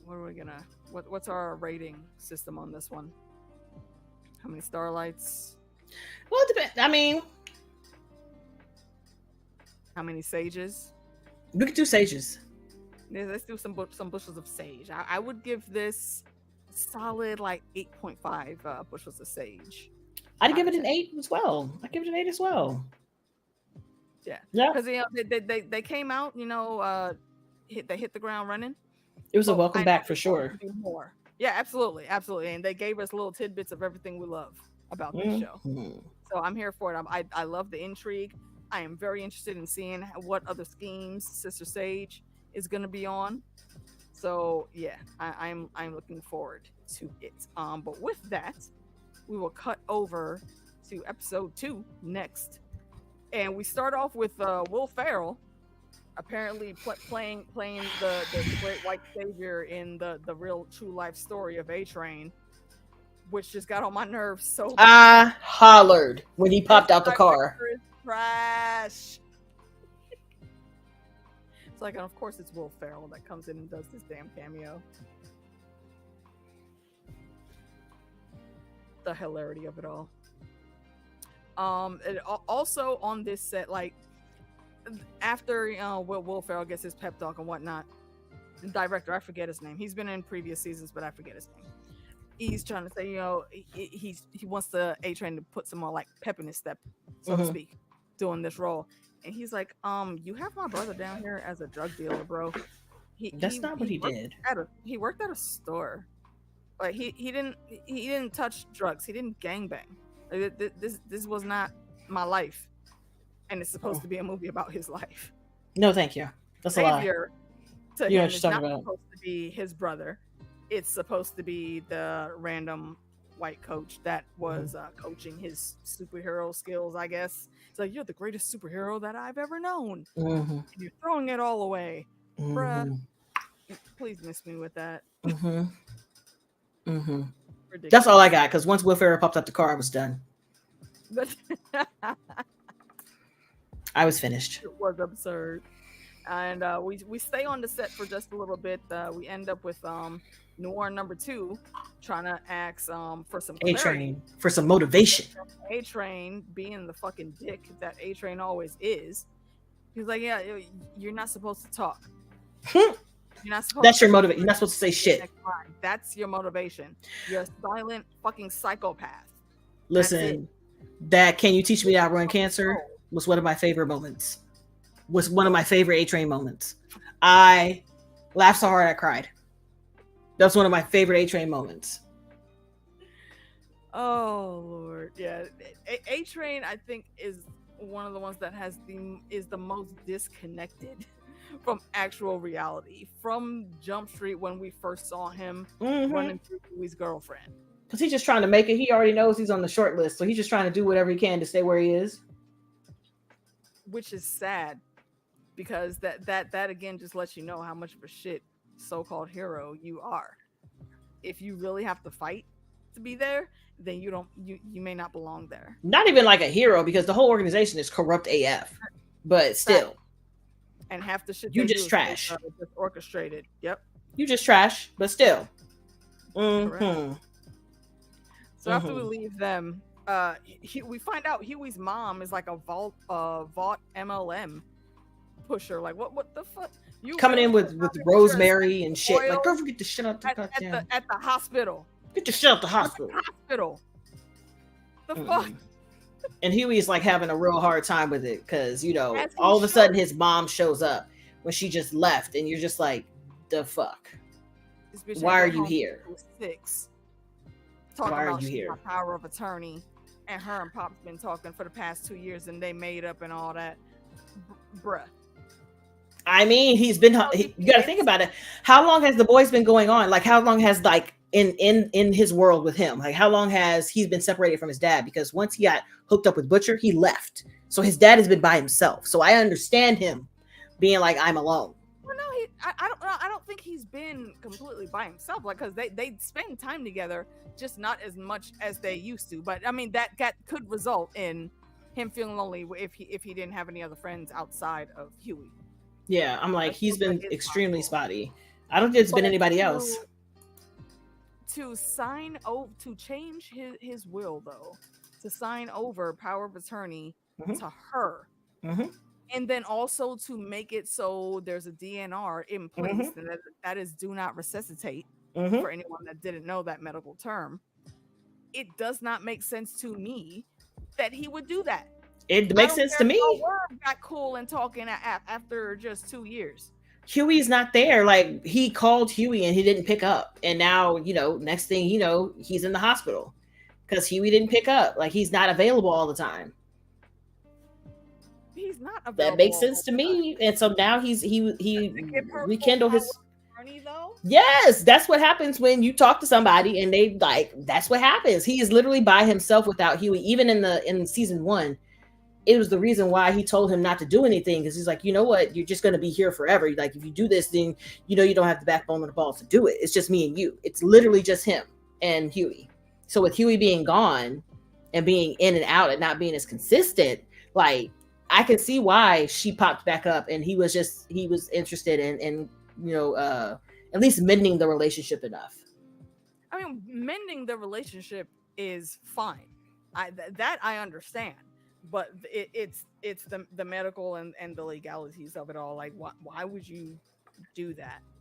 That within only the span of 2 years that y'all been talking again, I would not, because they did him and Huey weren't like not talking at all. I don't know. It just to me it doesn't seem like he should have done that, because it's real sus, in my opinion, that moms just showed up out the blue. I think it's weird and strange that they kept it. Like, he was keeping this contact relationship from Huey. He was a grown-ass man. You don't have to like your mom. Exactly. And they are very, very close. So that the fact that he didn't say anything to him about talking to her for that amount I don't think they're very close. I feel like this whole thing with Butcher has made it like a gap. That's what I feel like. I feel like they're not as close as they used to be, but even in season 1, him and his dad, they were breaking up their closeness because Huey was just frustrated with his dad. And once he got involved with Butcher, he distanced himself away from Butcher because how dangerous the shit was that they were in.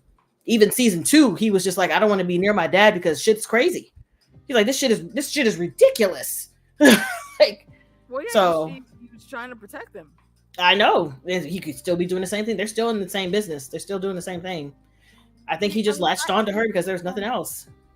No, I understand reaching out for someone to talk to or to maybe even possibly hang out with. I don't know if they met up in person, but to just sign over.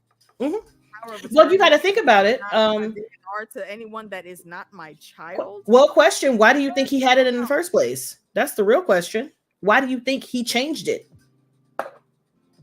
It could have been like that the entire time, and they kept it. But she said that he updated it, so that makes me think that it was Huey on the records, but then he changed it to her.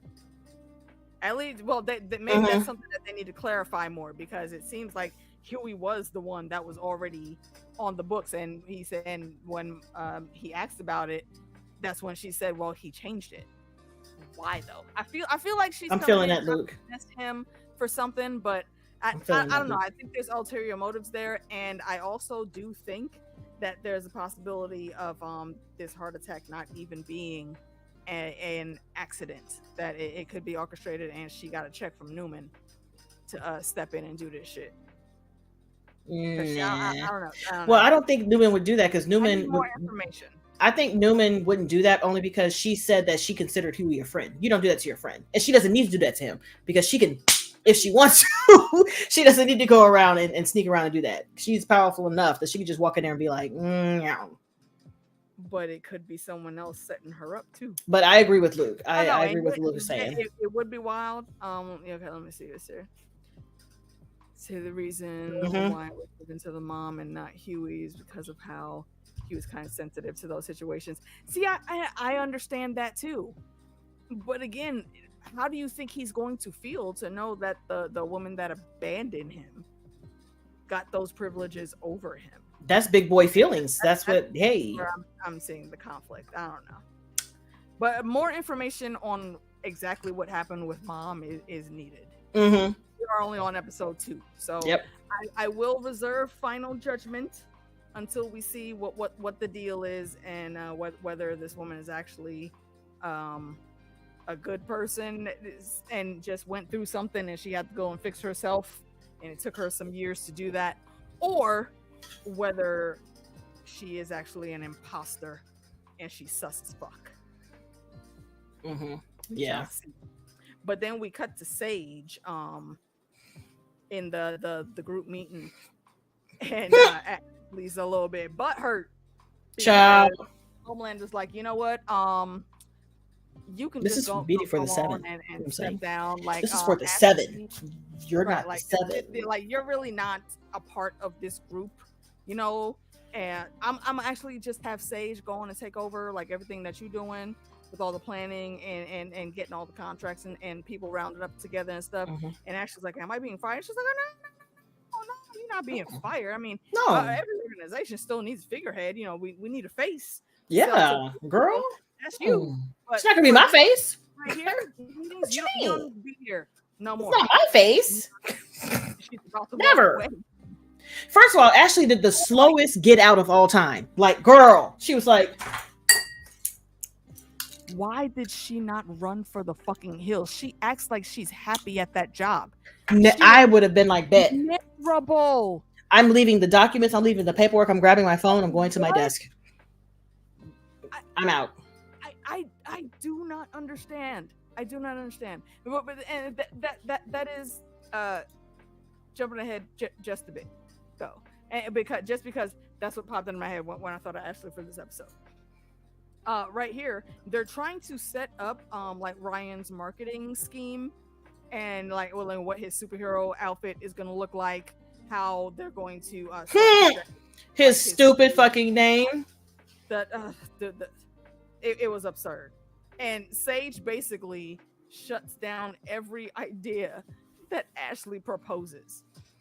Every idea, as well she should have, because the shit was stupid. She was 100% correct. Dumb. Calling that out, and she said, "That's dumb. Here's why.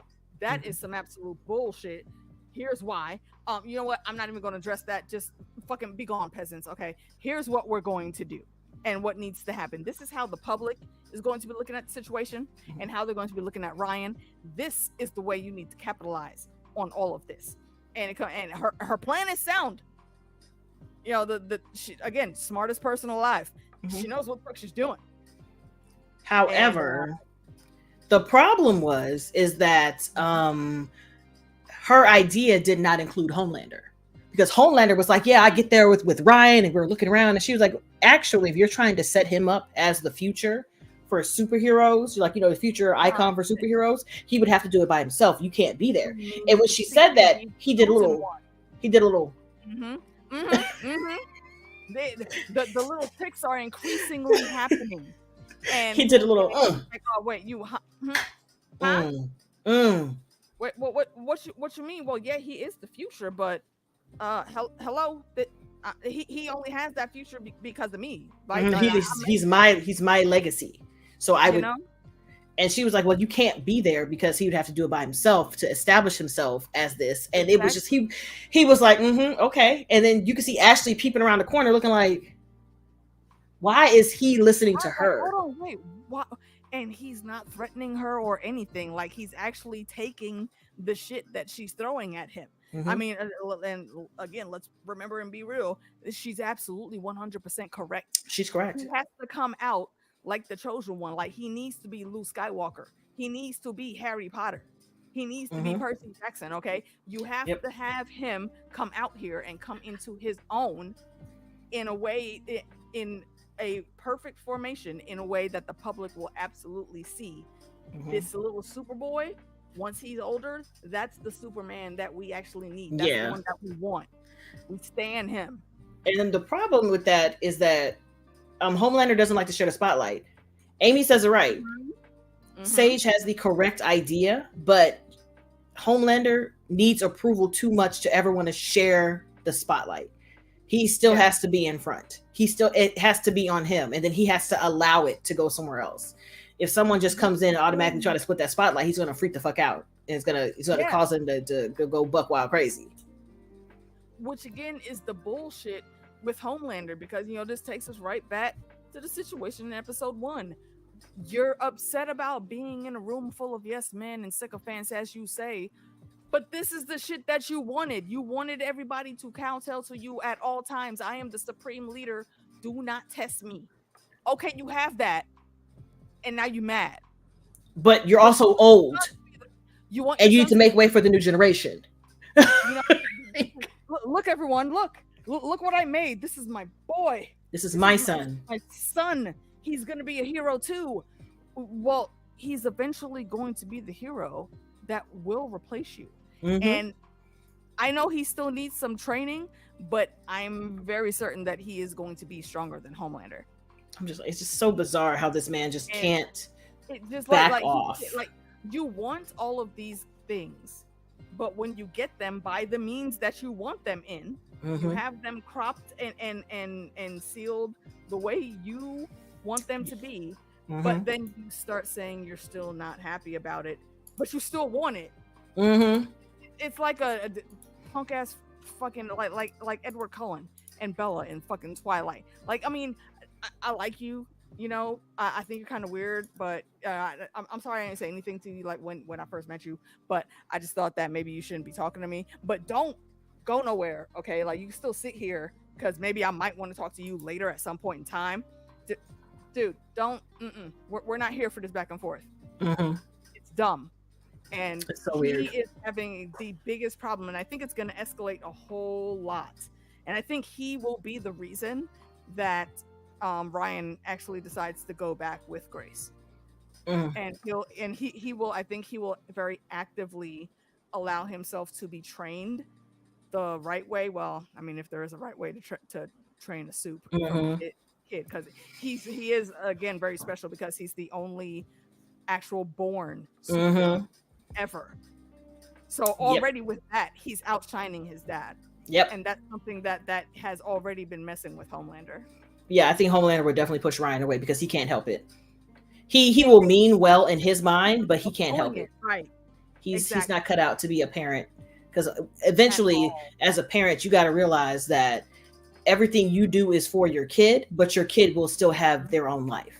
So you got to be able to pass on the knowledge and like let them do what they need to do. And he can't. He has to be there. He does not know how. So you think Ryan is on his way to get the jar from Yes. You know what? Knowing Homelander, Hold my greatness. knowing Homelander, yep. I need you to hold my greatness. This is the legacy that I would like you to keep. Well, honestly, I would rather he like it wouldn't make sense. Like, this is how I know Homelander ain't got no damn sense. Why?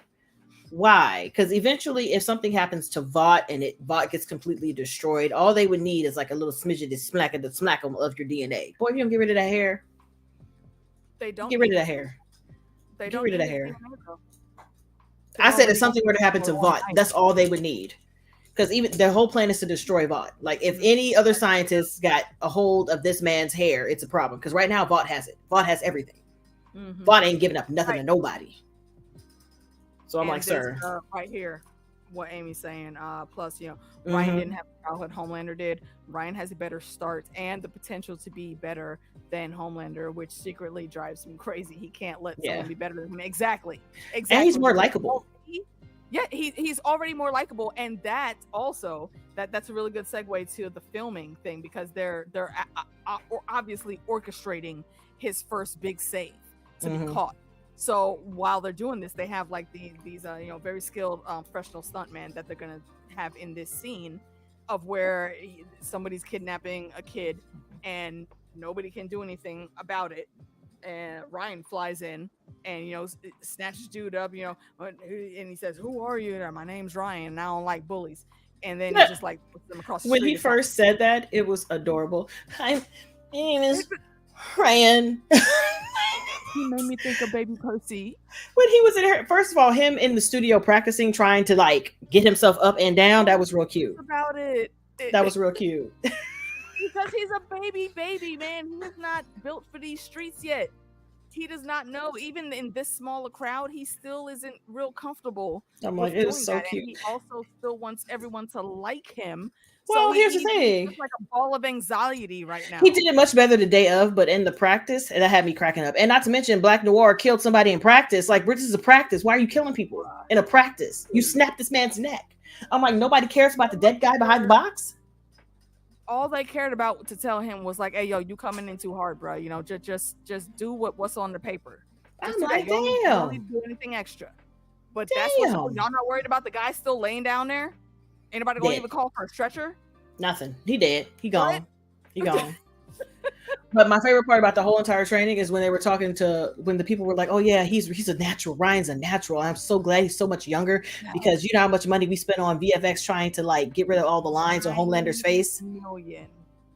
9 million trying to get rid of all the lines and double chins." I hollered because if you know Homelander, you know he has super hearing. Vanity. He heard that. The fact that you're still alive after saying that, growth. I don't even know that it's growth. I think that he's just in, like, cause like that's when he started like with the real super twitching, cause like his neck was even twitching. Yes, the whole like he was just in his own version of shock and gasp, clutching my pearls. The way this actor was natural and made for the way that actor does this, I don't like Anthony Starr. Yeah, he's like so it's good. So good. Like it's like the individual things twitching by itself. Yeah, that makes it the worst. Yep. And he has it nailed. Yeah, he's been doing a phenomenal job. Oh my gosh. Oh man, I can't. Like, yeah, and that's what it is. It's the vanity. And see, and I think hearing that's why those guys aren't dead, because he's just stuck in place. Like, wait, what? Like everything is going through his head all at once, and he cannot handle it. And the very first thing they say again is, dude, look at his face, man. He has the face for a camera, and the camera loves him. So great. We don't have to go back and be $9 million over budget like we were on Light of the Seven when we had to do all that reconstructing of Homelander's face. Had to get rid of the double chins and the extra cheek rolls and whatnot. So I was like, damn, y'all. Like y'all do know this man could hear you. Like he's just right there. Like in the room. Like he's literally exactly. Right there. He's not even like you're not even at the back of the room. You're 3-4 steps behind him. Exactly. And you think just you whispering and this man can't hear you? Trash. Trash. y'all gambling with your lives, and Okay. apparently you don't even know it. Y'all go ahead and do that. That's some Y'all reckless shit. go ahead and do that. But I feel like we saved the best for last. Because this is the episode with the Truth Con. Yeah, this is the episode with the Truth Con, but there is the two things actually that happened around Sage, Ashley, and Deep. In that pitch meeting when they were trying to get Ryan's character traits together, Mm-hmm. she shuts Ashley down and then she leaves. Ashley comes running up to the elevator and jumps in just before the door closes. Mm-hmm. And starts trying to talk shit. And Sage again does what Sage does and very quickly reads her for filth. And then Deep gets on the elevator and he's like, "Hey yo, I got this really cool idea. Like you know how Ryan about to do like his first save and stuff, like maybe I should go." Like that, like that's it, like that's the pitch. And because Ashley knows that she cannot come at Sage, she was already sitting there fuming. But she knows she can get Deep's ass all the way together, and she does in very proper fashion. And I don't feel bad for it, because nah, bitch, you deserve that. No. And then she walks off. But Sage is like, you know what? You should, dog. I don't feel like that, bruh. It's like, oh well, she's just a bitch. No, dude, you are all powerful. You are a superior being. What are you talking about? You are a superior being. Why the fuck you letting this peasant just come in here and shit on you all the time? Are you dumb? What the fuck do you mean? Look, High King of the Seven Seas, all right, act like what the fuck you are. And she leaves the elevator, and we cut to this filming, and there is that moment where Ashley's over there by the concession stand, and Deep so confused. Like, I don't want you talking to me like that anymore. You can't be talking to me like that, man. What? You can't be talking to me like that. She's like, I didn't say anything to you. Trying to get some punch. I wasn't talking to you. What you mean? And he was like, no, earlier. And she was like, boy, just. Ugh. And he actually put some bass in his voice this time. And he walks up to her, look here. I am Lord of the motherfucking Seven Seas. Mm-hmm. When you fucking speak to me, you will speak to me with some fucking respect, or I will stick your damn face in a fucking toilet after I use it. Do you want that? Huh? Yeah, he was. He had to work up to that because he wasn't sure. Right, he did. He did. He had to get that bitch out. He had to let that bitch leave his body and put some bass in his chest a little bit. And it seemed to have worked, which I still don't like him. But it worked. But it did work. She is properly afraid now. Mm-hmm.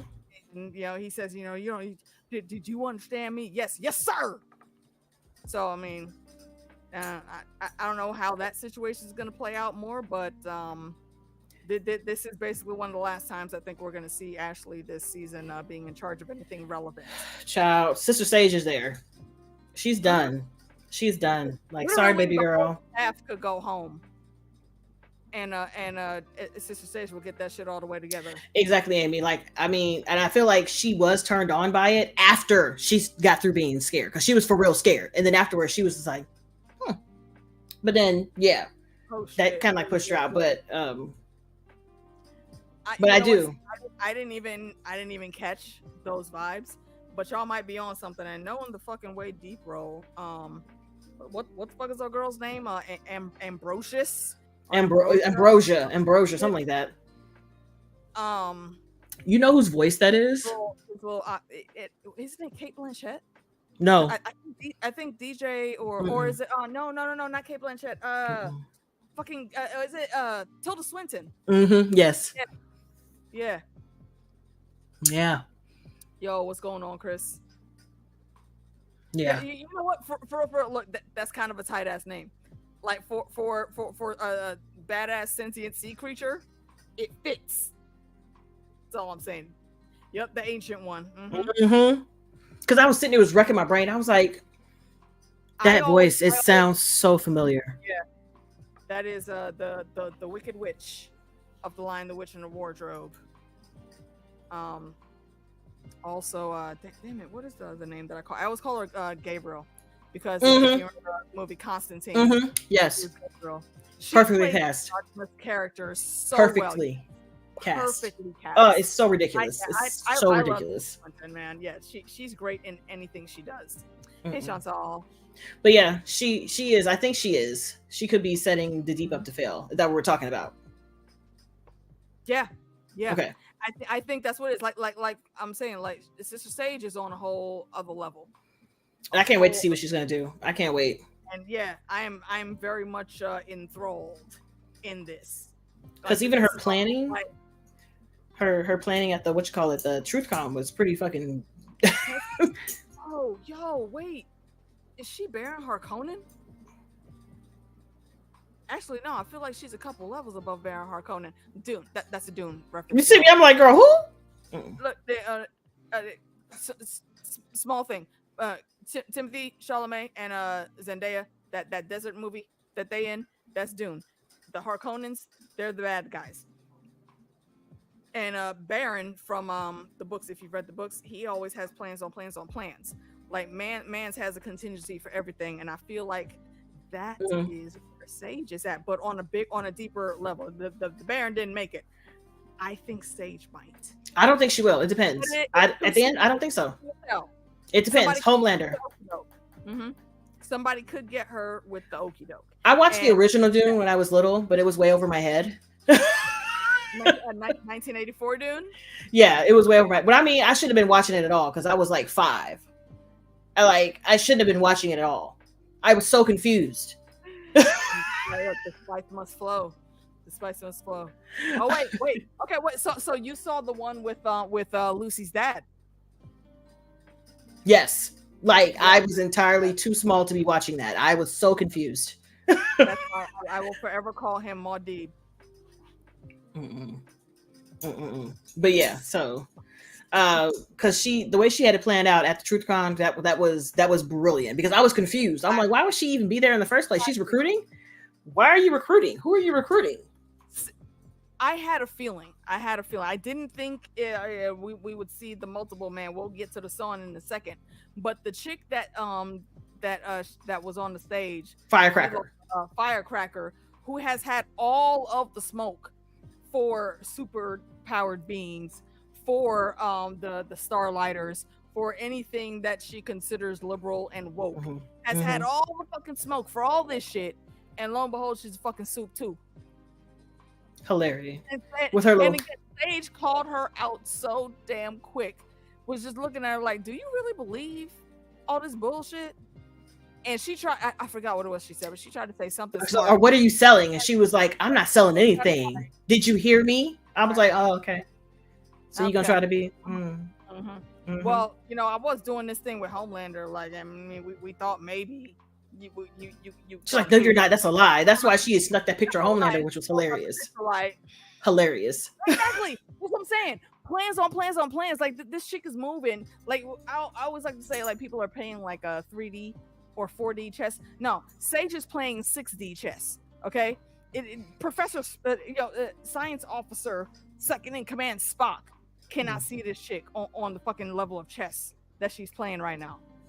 It's so good. She already had that shit in the lock that early going into the game. This is only her second episode, y'all, and she's just running this shit like it's her own personal board game that she knows where all the power-ups are. She knows where all the shields are and all the secret passages, and she keeps them on this wild goose chase going through. And the first hit that we get once it starts, Billy, of course, he shows up. He's not supposed to be there. But because he's not a part of the team. It's like, you know what? You gonna sit right here next to me? Fuck that. Yeah, hey, Frenchie, yo, go follow that dude that Sage was just whispering at, and make sure he don't get into no bullshit. And then before this, though, they had lost Kimiko in the crowd because she's drinking. Poster that was triggered. That triggered her a little bit, and I don't falter. I get it. And she went and had to cope with that real quick, and that coping led to her chugging like 8 double deuces to the head, back to back. Ridiculous. Right, back to back. The way I would have had to pee. There's too much liquid. Too much liquid. I would have had to pee. Too much liquid. They didn't know her taking no breaks. Listen. Maybe she has a super bladder with all them superpowers too. But like, excuse me, I gotta pee. One of these, I gotta pee. Excuse me. But you had like 8 or 9, girl. I gotta pee. It's too much liquid. Yeah, that was a lot. And so, and Frenchie noticed that she wasn't there, but he's still on the mission. It's like, you know what? It is Kimiko. She'll be all right. If anything pops off, she'll be fine by herself. And once he goes out on this next part of the mission, you know, he ends up running into her. And he was like, yo, are you drunk? She was like, no. I just had. I've had like 2. How many? No. She said like 6. And then he was like, oh my God. Okay, look, can you like be level a little bit? I am level on this dude. She's gotten level. Right, yeah. I'm great. Goes through all of the extra. And they follow this man. I'm gonna call him Multiples because I don't know what his name was. And they go in there. They find his bag in the sauna, and there's a note on there about going to Blue's deep blue sea room, something like that. Yeah. And they hear some sounds coming from the extra large sauna, and they're like, okay, like they hesitated at first, but like, all right, now we gotta check it out because we're supposed to be keeping tabs on this dude. And they open the door, and I've never seen the Human Centipede movies. I made that mistake. I didn't want to. As a child, I was nosy. That in my brain. Yeah, I'm glad I skipped that one. I was nosy. But I did see the trailers and I did hear about it. So the scene that we see here. Let me take a couple sips of this rum real quick, y'all. The fact that they made it moist. They put extra moistness in that situation. Oh, it's a good drink right there. Okay. Like, not 1 or 2 or 3 or 4. I'm pretty sure it was about 7, 8. No, I don't think it was that many. It might have been like 5 or 6 because the room was only so big because they had to circle around. Okay, maybe. And they had to keep it like maybe 6. I think, but even still. Yeah. And basically it was, you know, like I said, the Human Centipede just, you know, mouth to butts and balls. You know, the gooch was being properly explored. But it was the same. The thing is, it was all him. That's the problem. The head. Yeah, that's what I'm saying. The head of the train. It was all him. Is him. He was the train. And he's looking at just a random picture of Firecracker jerking off while everybody else is getting pink eye. All right, peace out, John Boy. Sleep well. Catch you next time. Exactly. It was all that to himself. Like, seriously. To himself. To himself. To himself. Yeah. You're right. Yeah, I think about 6. To himself. I can't get past the to himself part. To himself. To himself. Mind he was you, eating his own already seen groceries. We already seen the incel that he was, you know, fiending for Firecracker. Exactly. Her to come on stage, and there were already like 5 altars of him on that stage. All of those are still there. The Prime and came out in here because I guess he couldn't wait to tug it until he got home, and created 6 other ones for this. And I think when he creates those, I think they actually all do have their own minds. It's weird. I think they were creating the multiples themselves. I actually don't think he created all of them. I think it's like Twice from My Hero, where the Prime splits and then it splits and then it splits and then it splits. But the Prime is still the Prime. So it's definitely like My Hero Twice. But either way, it's your own groceries that you are partaking in, sir. Is that title we're giving him? Is that the titles we're giving him? Okay. What, groceries? What? But Kroger's, Myers, Sam's, Costco. Oh man. Yeah, I'm so just that saying. situation happened. And then once they notice Kimiko and Frenchie there, dude stops. Is like, it's not what it looks like. No, it is. You got one dude looking up and like trying to the fact that they made it so moist on his why and the other one is oh, you can already see the fucking pink eye forming. It's a time and place for things to be juicy and another reasons, and that just wasn't the time or place. That's gross. Yeah, Frenchie was like, you know what? we go ahead. Yeah. Frenchie pulled up the SpongeBob meme. Okay, look, all right, I'm gonna head out. Like, really, I don't. We saw nothing. Look, no, so you said it's not what we think it is. That's cool. I don't need no explanations. You gonna do what you do. Go and do what you do. We just gonna tiptoe out this way. You nasties. Lord Jesus. Jonathan, go to bed.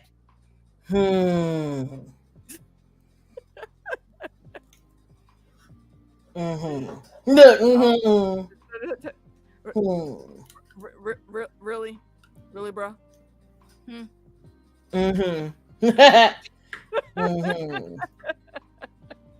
Mr. Grocery Man. Listen, Uber Eats, Munch and Bunch. There's right. So many. DoorDash, DoorAss, whichever one to call it. I'm just like, dirty dishes, food for less. It's a GMO. So that is. Oh, wait, what girl in Invincible? What are you talking about? Now that one, I don't know because I didn't finish watching that one. I watched the first episode and I just let it fly because I was too busy at the time. You didn't finish watching what Invincible? Yeah, I literally watched the first episode and then I'm talking about like season 1, episode 1. I watched the first episode and that was it. We recently started going through it a couple months ago, I think. We wrapped it season 2. It's really good. I really like I know it is, but I just didn't have time, and now it's like I have so much on my plate. Like, that's understandable, girl. I made the mistake. I made the mistake of asking for a request just in case. Oh yeah, you're right. What is her name? The chick that's dating the immortal. Fandom. I know you know this. I think, is it Kate? Is her name Kate? I could be wrong. But anyway, yeah, just this whole situation was weird. But they continued, you know, they went back, they got back, hooked back up with Mother's Milk. And Mother's Milk had his own little side quest, a la Butcher, for this bullshit going down. Because Butcher just has to make everything as painful as possible. When it comes to anything he needs to do emotionally. Duplicates. There it is. Thank you, Marion, and welcome. I'm not sure that I've seen your name before. If I haven't, I don't remember. I apologize. Blame the rum. Welcome again, anyway. Thank you for coming through. Oh wait, before I get yelled at, like I did last night, or last night, Sunday night. You're right. Listen, because I was looking. Okay, hold you on. You saw me clicking. I was like, click, clack, clack, clack, clack. I was like, All right, let me continue with Butcher. Now let me get this color together because this yellow is really freaking bright. Okay, because Butcher, he has this thing about if he feels any type of emotion, the only thing he is allowed to recognize is getting his ass beat. That's it. Not even anger. He'll take physical punishment in lieu of emotional growth any day of the week. And that's what it was. He's like, he knew he messed up. He messed up by one, like not telling them how sick he was, because he told them how sick he was. 2, he messed up by interfering with the op they had before, because he saw Ryan and we went off script. And so they're still pretty pissed, like, never mind that you're going off script, but not telling us that you're sick. Yeah. Not thinking that, you know, we care, number one. Number two, this is important to our mission and to our thing. Is the reason why you're going out there all half cocked. Like, Exactly. you're just a liability right now. We can't have you around us because we don't know whether or not you're going to be in the position to assist. Yep. Right. So why are we even doing this? That's why I didn't want you here in the first place. You need to be home. You need to be not here, because we can't do our mission if we worried about you. We can't do what we need to do. Yeah, he said Huey was literally the only one that actually wanted you still to be here. Mm-hmm. And because we do still have some respect and love for you, and we definitely got respect and love for Huey, we're going to allow that. But you keep fucking up, my dude, and every fuck up now has gotten worse and worse. Yep. Like, bro, come on, you got to get that shit together. Yep. And so what does he do? He MM tries to walk away, because at that point he's like, I'm done. He's like, I care about you and I understand you're sick, but right now I've got work to do and I can't be fucking around with you. Mm-hmm. So he's getting ready to leave, and Butcher is just like, you know what? I'm going to poke the bear. I'm going to poke the bear and I'm going to make him hit me, because that is what I deserve in his mind. And so that's what he did. He went ahead and said something about Barb. Yeah, her name's going to be Barb from here out forever. Barb. He said something about like him not being able to make it with Barb, and that's why Barb left.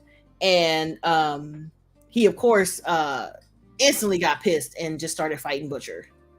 Just started fighting him. Not even really fighting him, just like punching the shit out of him. Like just like a good 3 times. Like hit him real good, and then he walked back inside. Exactly, like walked away, because Butcher felt like, you know, that's what I needed. Here you go. Exactly. You're fired.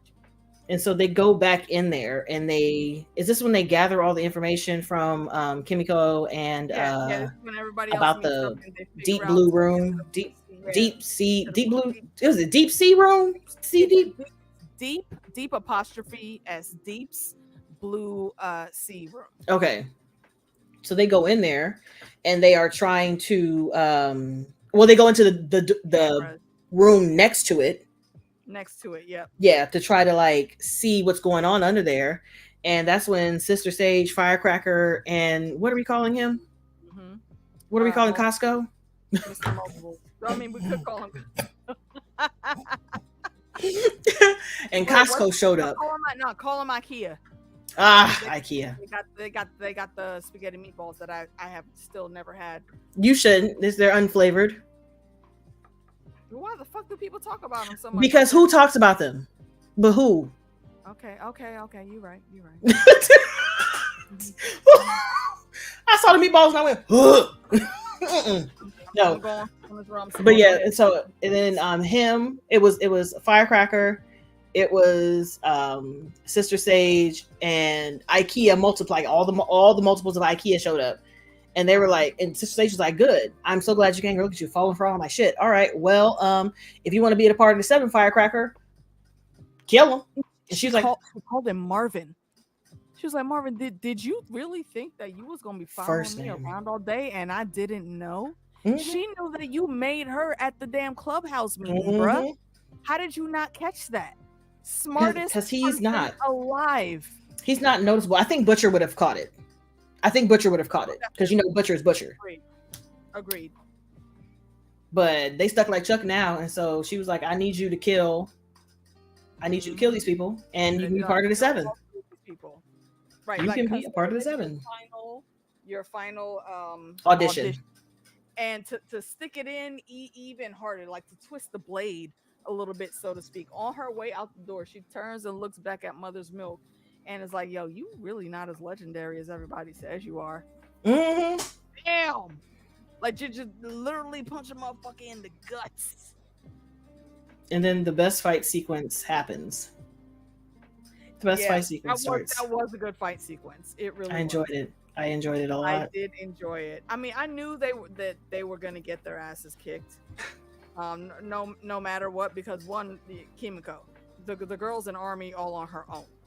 And it's not like these boys don't know how to fight anymore. You know, Huey's picked up some things. Oh no, he was not there.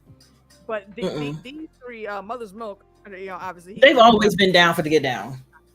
But yeah, for sure.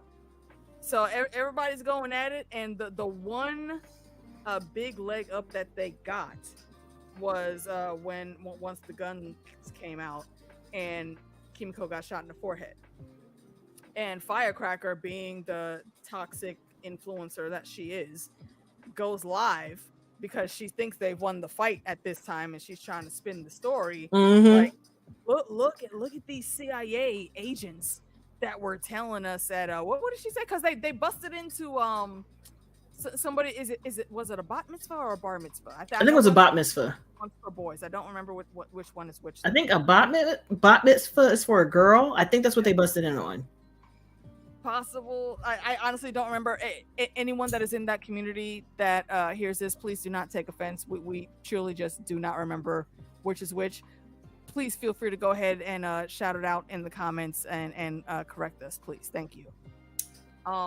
Yeah, so they bust into this. So they use that also, saying like there's this like a horrible type, I forget what group she said, this horrible meeting that was going on where these CIA agents were, and they were chasing us. And look, they almost killed me and my stream partner, and just look at all this. And then she gets knocked out because it don't take long for CostumeCo to get back up. Exactly. And they handle the rest of them for a hot second, but then multiple starts to splitting again.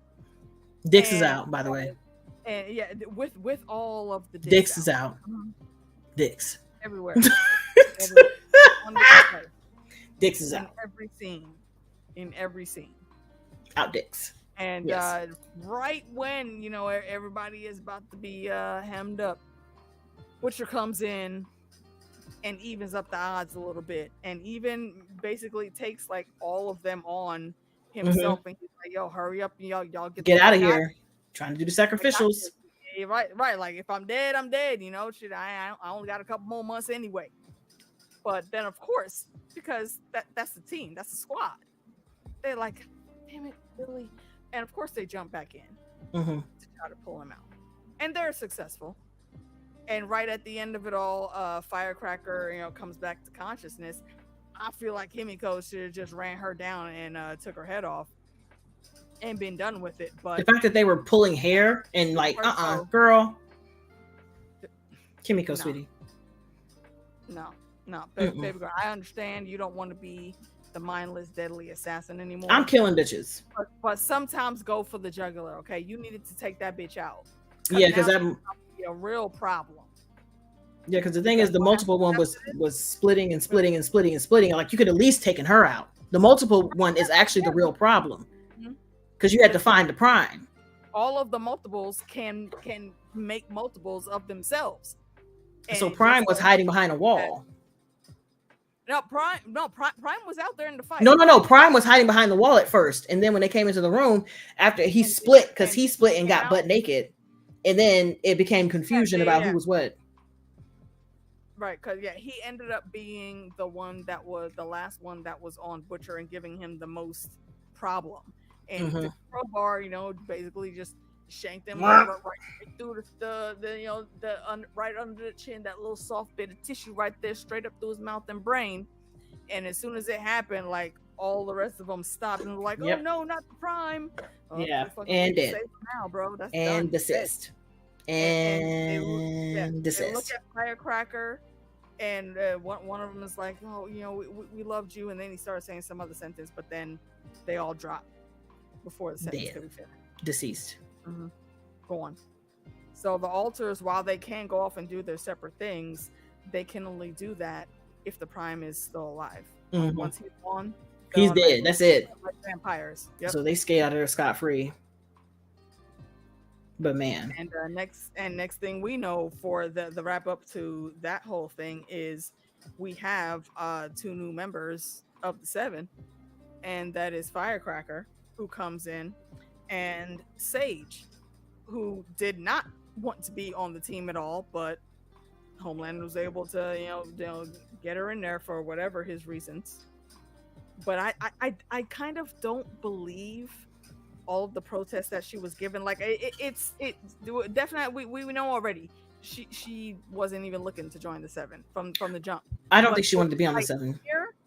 I don't think that she truly wants to be there. But for this right here, I think she's giving that protest just for show. I think it's part of however she's working. I don't think so. She's using that to her advantage. Because you can't be in the front and in the shadows. So she preferred to be in the shadows. Like her being actually on the 7 is a problem because she has to be able to maneuver stuff. And if you got to walk around in your stupid fucking costume and everybody knows you as Sister Sage, like it's kind of hard to maneuver around when you're trying to sneakerization the situation. I think she's smart enough to completely already have it figured out. So I'm thinking like, and whatever. And he did that as a punishment. Anyways, it wasn't because it was actually a part of the punishment. So, and she did call him on that. Mm-hmm. Like, look, you said you wanted somebody over here again. Homelander getting what he wants, what he says, and being mad, but then being mad about it. It's very toddler. It is. It's very give me the snack, mommy. I want the snack, and so you get the snack, and you're like, I don't want this. I don't like Oreos. I wanted an orange, but you gave me an orange peeled, and that's not what I asked for. I don't want this. I said I wanted an orange, so I can peel it myself. It's like if y'all ever find any of those groups on Facebook, they're usually comedy groups, and it's basically people posting pictures of their kids, or there's a couple subreddits out there too. People posting pictures of their kids throwing a tantrum for the dumbest reasons. The one that I've stuck in my head for years is this little girl that was yelling and screaming upon the bay floor in San Francisco at the Golden Gate Bridge, and the caption was, she's crying because the Golden Gate Bridge is not gold. That's Homelander. That same type of logic. You strong-armed and yelled and tried to finesse everyone. That's a far distance for an orange. Places that you wanted them to be. Gold is far distance from orange. No. He says, "Would you fly 1,000 miles to peel an orange for me?" That's far. Look her. And I know the joke. I've seen those memes. That is so far. Yeah. No. Mm-mm. Yeah, but listen, I can't. I just.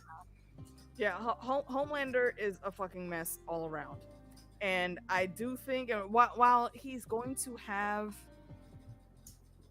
I think he's gonna mostly be able to come out on top.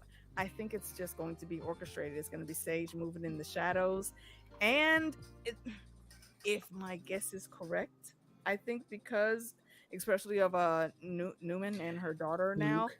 I think we might actually get a family reunion, because this is some extra heavy moving in the shadows work, and the best man that's been doing that in the game is Sir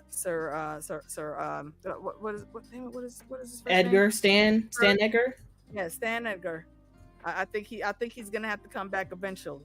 Yeah, Luke, I was never fully fired from the company. Yes, he was. No, did he fully remove him, or did he still? Yeah, he's not there no more. He's fired. Oh, okay. Oh yeah, he's fired. That's what I was wondering. I was like, what happened to him after he got dismissed? Because they made him resign. He had to resign. He had to resign. I feel like he resigned in like the most boss way anybody could, because he was like, okay, I can show you better than I can tell you. And so, you know what? I dare you to even try to fucking come at me. No, I don't got no powers. Who is Moff Gideon? I know you ain't shit, so fuck you. Who is who? Wait, I know that name. Is he in here? Cause I didn't see his name come up. We talking about? Yo, Moff, you hiding? I see. Oh, Moff Gideon. Yes, Moff Gideon. Who is Moff Gideon? That I'm fairly certain that's a name we've seen in the chat, or one of our regulars uses that name. Thank you. I'm like, who Stan? Okay, thank you. I didn't watch that. I don't Star Wars. Okay, yeah. I'm so confused. I Star Wars, but I have not watched The Mandalorian. So I was like, who? There is someone that is always in our House of the Dragon chats that uses that name though. That's why I was confused, because I thought he was right. I thought he was in here lurking, and somehow y'all were able to see his comments. Because I was reading the comments and I was like, "What are you talking about?" I was like, "The boy that plays Ryan, his name is Cameron. Like, what? Who is Moff? What?"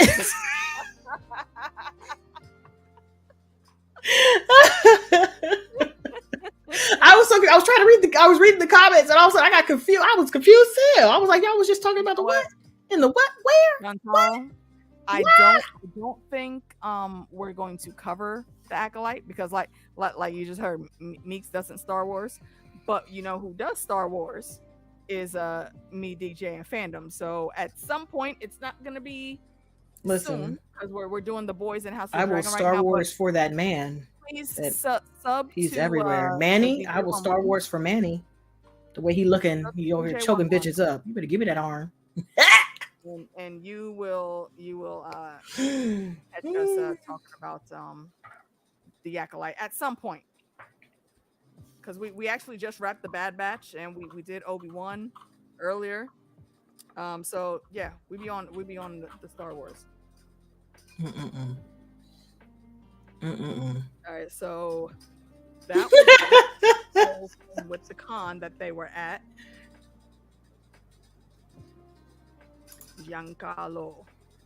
Giancarlo also, y'all, if you haven't seen more things that he's done, like beyond the boys, please go check out his filmography. Homie has been in the game for a very long time, and he's really kind of awesome. Matter of fact, I'm pretty sure he was starting out. He was one of the guys that was in jail with Eddie Murphy's character in Trading Places. If you can remember back that far, I just completely dated myself. And he played the Magic Mirror on Once Upon a Time. No, that is funny. He did do that. Mm-hmm. I love Once Upon a Time when it was in its early seasons, like seasons 1 to 3. Even parts of 4 were really, really clever how they handled the fairy tales. But then they fucked it all up. But anyways, so that was that pretty much is the whole run of what happened with the con. And trying to see. Then it just goes to Ryan's actual save. He fucked up. Goes to what? Ryan's actual save where he fucked up. Because we went through the practice, but then he had his actual save. There, I was the thing with A-Train before or after that? Man, it was during the con. Or during, yeah. I think they were bouncing back and forth. Yeah, because Huey and Annie didn't go. Were on their side quest. Yeah, they didn't have any part in the con. They were trailing A-Train because they wanted to stay nearby because Huey's dad. They were trying to figure out. Well, they wanted to stay nearby because of that, but they were also trying to figure out how they could get any more information. The two guys that were being framed for the murder of Todd and those other two Homelander fanboys. So while trailing A-Train, they see him walking through the park with his nephews, and he's telling them old stories about some saves that he did and just what the situation was, how he worked through it and whatnot. And then his brother makes an appearance coming through in the wheelchair. Remember, he got hurt up real bad. I believe it was last season.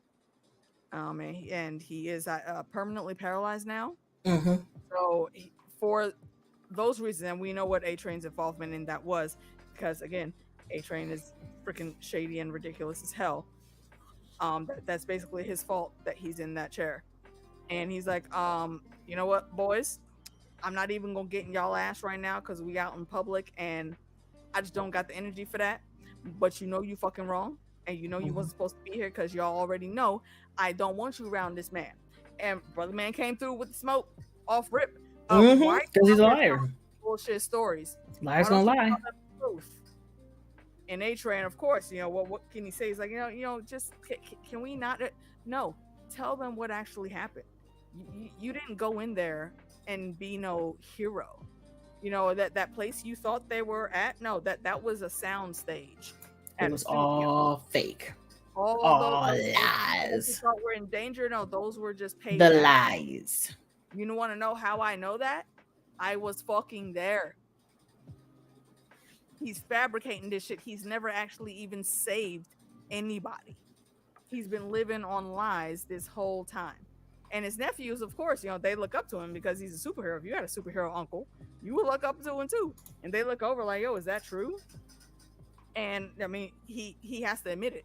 Mm-hmm. He can't deny that. His whole goal in even sneaking them out the house to hang with them was to specifically make sure that he was giving them some type of positive something from him, because of how his brother very literally helped raise him. And he had to admit it, like, he's not wrong. And the disappointment that immediately came on their faces, like, damn it, now we about to get grounded for fucking nothing. Yep, that's what y'all get. You should follow instructions. Right. Yeah, he said, and his brother straight said, like, yo, he is not a hero. He has never been A hero. He's never saved anybody. Ever.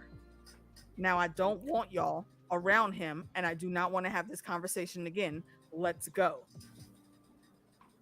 And he walks away, and in the meantime, while this is happening, Huey and Annie are seeing all this, and Annie, y'all know Starfire. Once she gets in there, and she actually wants to go and fuck somebody up, and you know that there is heavy beef between her and A-Train.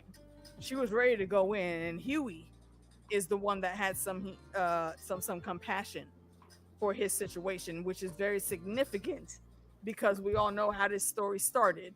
Was A-Train running straight through his girlfriend, murdering her while he was on a drug run. And he's the one that says, hold on, this not in front of the kids. Let them have that little bit of whatever it is. Yeah, because Annie didn't care. Annie did not give a fuck about. She was like, listen, I don't blame her for that. I don't blame her for that. I don't either. A-Train been out here fucking around for the longest. That's what he get. He deserves. Yeah, exactly. He deserves all of the karma that he gets back. So, in repayment for that, and he takes off. Like, even after the kids and the brother leave, he gets out of there quick, fast. And he could have, they could have walked up to him, but he jets off, and they don't try to follow him. I mean, obviously they can't if they wanted to. Yeah. But later on, he meets them back at the the clubhouse, so to speak, and hands him the information. Like, y'all, man, I've been waiting here. Y'all take too damn long, Jesus. Y'all, like, what the fuck took y'all so long? For fuck's sake, like, did y'all really think you was trailing me and I didn't know you was trailing me? Yeah, they suck at this. They really do. Like, do y'all know what Black Ops are? Do you know? Like, I think they keep forgetting that being soup means that you also have, heightened senses.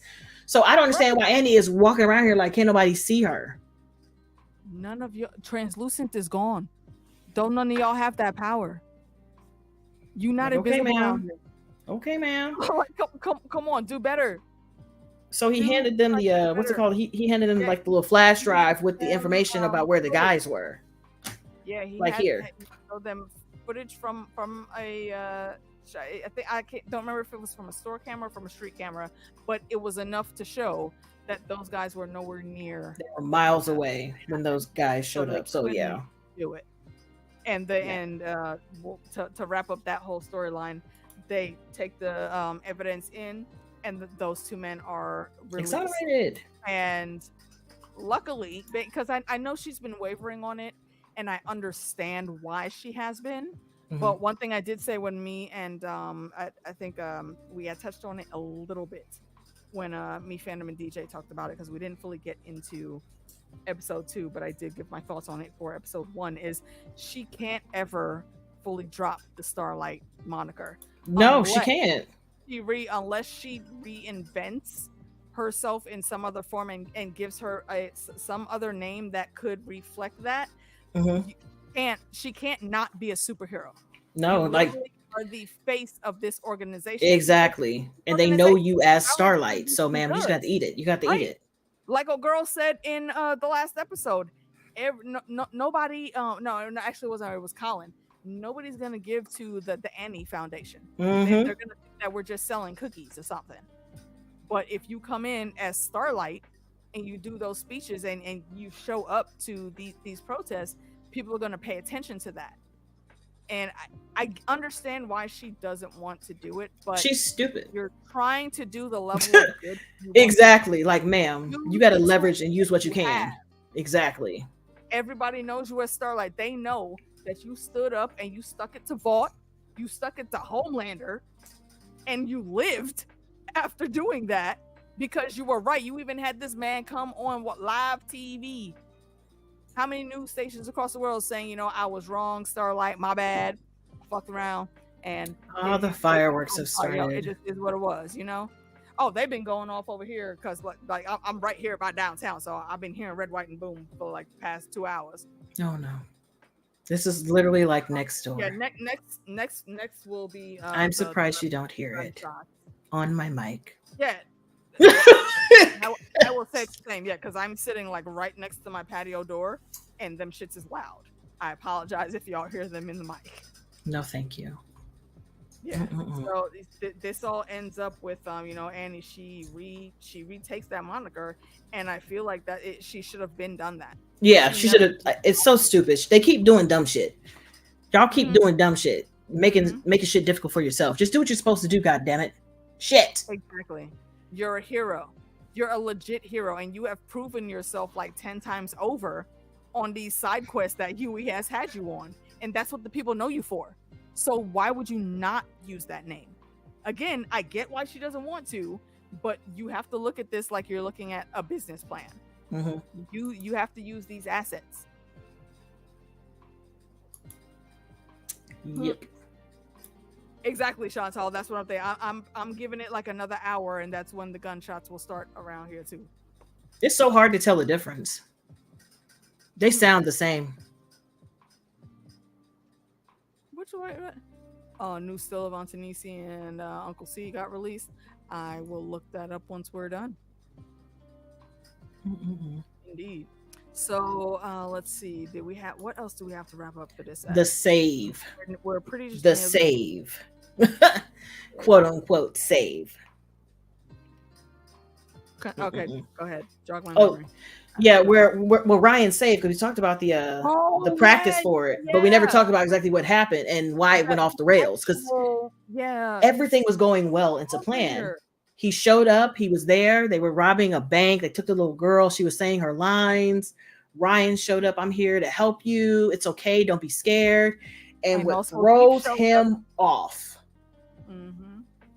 Fucking Homelander. Homelander was not supposed to show up. The Deep and Noir were supposed to be there. They were there doing their parts as they should have.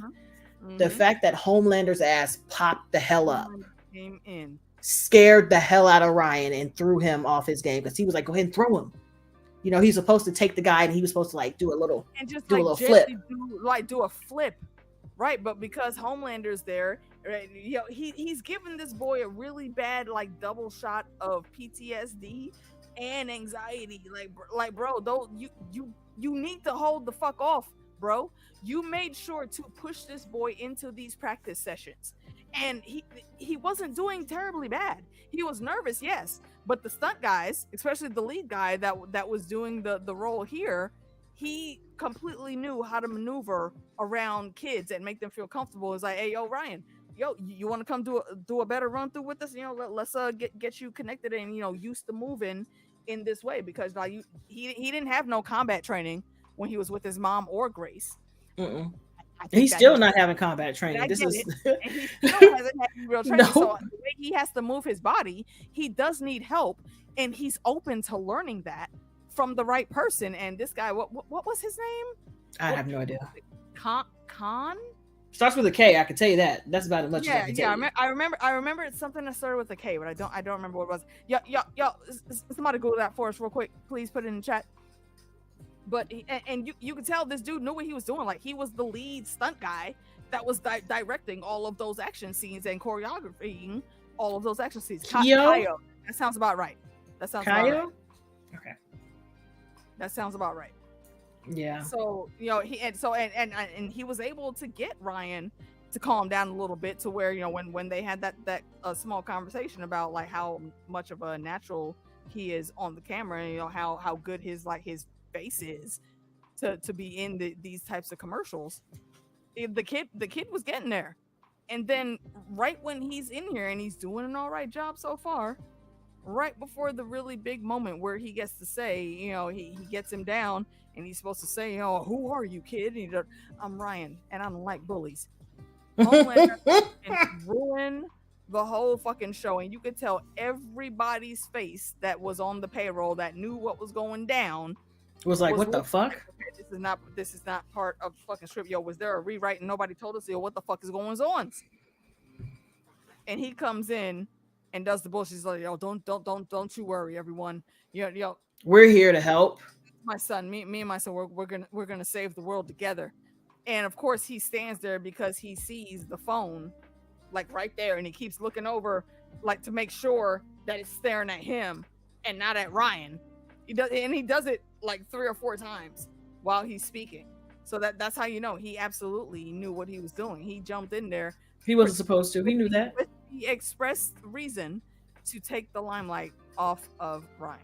Mm-hmm. And that it was just disaster. It was a damn disaster because him being like, hurry up and flip him, just flip him, do what you're supposed to do, flip him, right, scared him, and he flipped him. He flipped him. He did. He flipped him. He flung him. He literally flung him into the building. Into the side of a building. Splash it. He literally went splat, like like when you kill a fly with the newspaper or a fly swatter, and they go splat literally, and there's a spot that needs to be cleaned up. That's what this man looked like. And then his just started slipping down. That girl had me dying, Luke. She was like, you know what? Look, saved my life. At least she hit her lines. That shows her professionalism. She was like, you know what? I hit my lines. This ain't what the fuck was in the script, and this ain't what's supposed to happen. But I'm gonna say my lines. Mm-hmm. I'm gonna stay in character because y'all not about to fuck up my check. Like, it's so bad. She handled her business. So I commend that professionalism. But my goodness, you could tell by the look on Ryan's face. Poor baby. Oh my gosh. He respected this man. He liked this man. Like they had a really good repertoire in him training Ryan for this role and for these scenes. Mm-hmm. And he literally just killed someone that he knows was completely innocent in everything. That's not what was supposed to happen, and that truly was an accident. Mm-hmm. He didn't mean for that to happen, but he was scared and out of sorts because they're off script now. He doesn't know how to pull his strength back real quickly. Like he's not Peter Parker. He doesn't actively think to pull back on the speed and the force of his punches. So now this man is dead, and what are you going to tell his family? Like, and I feel for Ryan. And later on, when we see this, to wrap up the scene, he's in the living room crying. Poor baby. Because he feels the weight of that responsibility. And fucking Homelander's being Homelander. Do you want a delicious milkshake? The way he says it, I can't stand him. Like, I can't stand the way he says delicious milkshake. It's something about the delicious, the look, and the bleh. It just bothered me. Son alone and stop bringing up your damn fetishes in his face. No. He's 12. No. He had some milkshakes, but he wasn't having none of that because he was just so sad. And Homelander tries to impart the wisdom that you shouldn't care about any of these people because they're human. And you're better than them, and you're stronger than them, and they are nothing. So why are you crying over nothing? I don't understand. I'm like, I can't. This is why I've been saying that Ryan has very much, I think, in his brain really worked out what's going on. He just does not have a true way of escape yet. Because right here is, we saw it before when he was saying how his mom felt about Butcher and why he doesn't want him to die. Mm-hmm. Here he just has this fully confused look on his face, and it was the same look after he had killed Coy, and he's like, I don't want to ever have to do this again. No, there's not going to be any more tomorrow. There's not going to be more resets. No, I am never doing this again.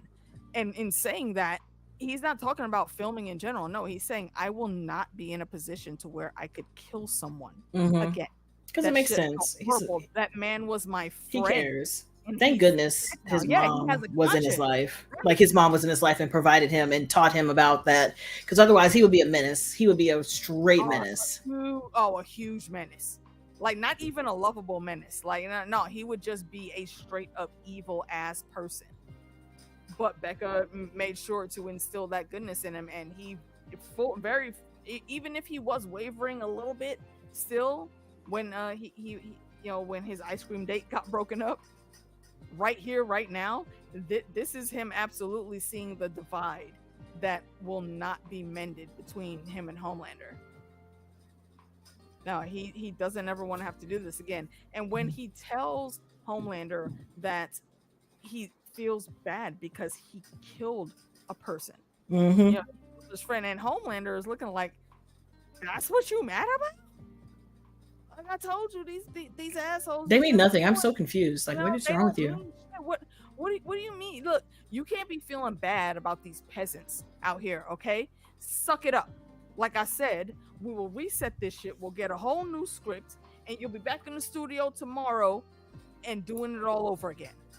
And then he goes to walk out and he stops. He turns around because he's extra petty, and he takes the milkshake back. Ryan wasn't going to drink your little funky ass milkshake anyway. All you're doing is driving him away more and more, and he's too much of a narcissist to see it. I was going to say, when we first saw Homelander's fetish, my daughter was nursing my grandson, and son-in-law turned and said, see, look, that was not his case. Okay.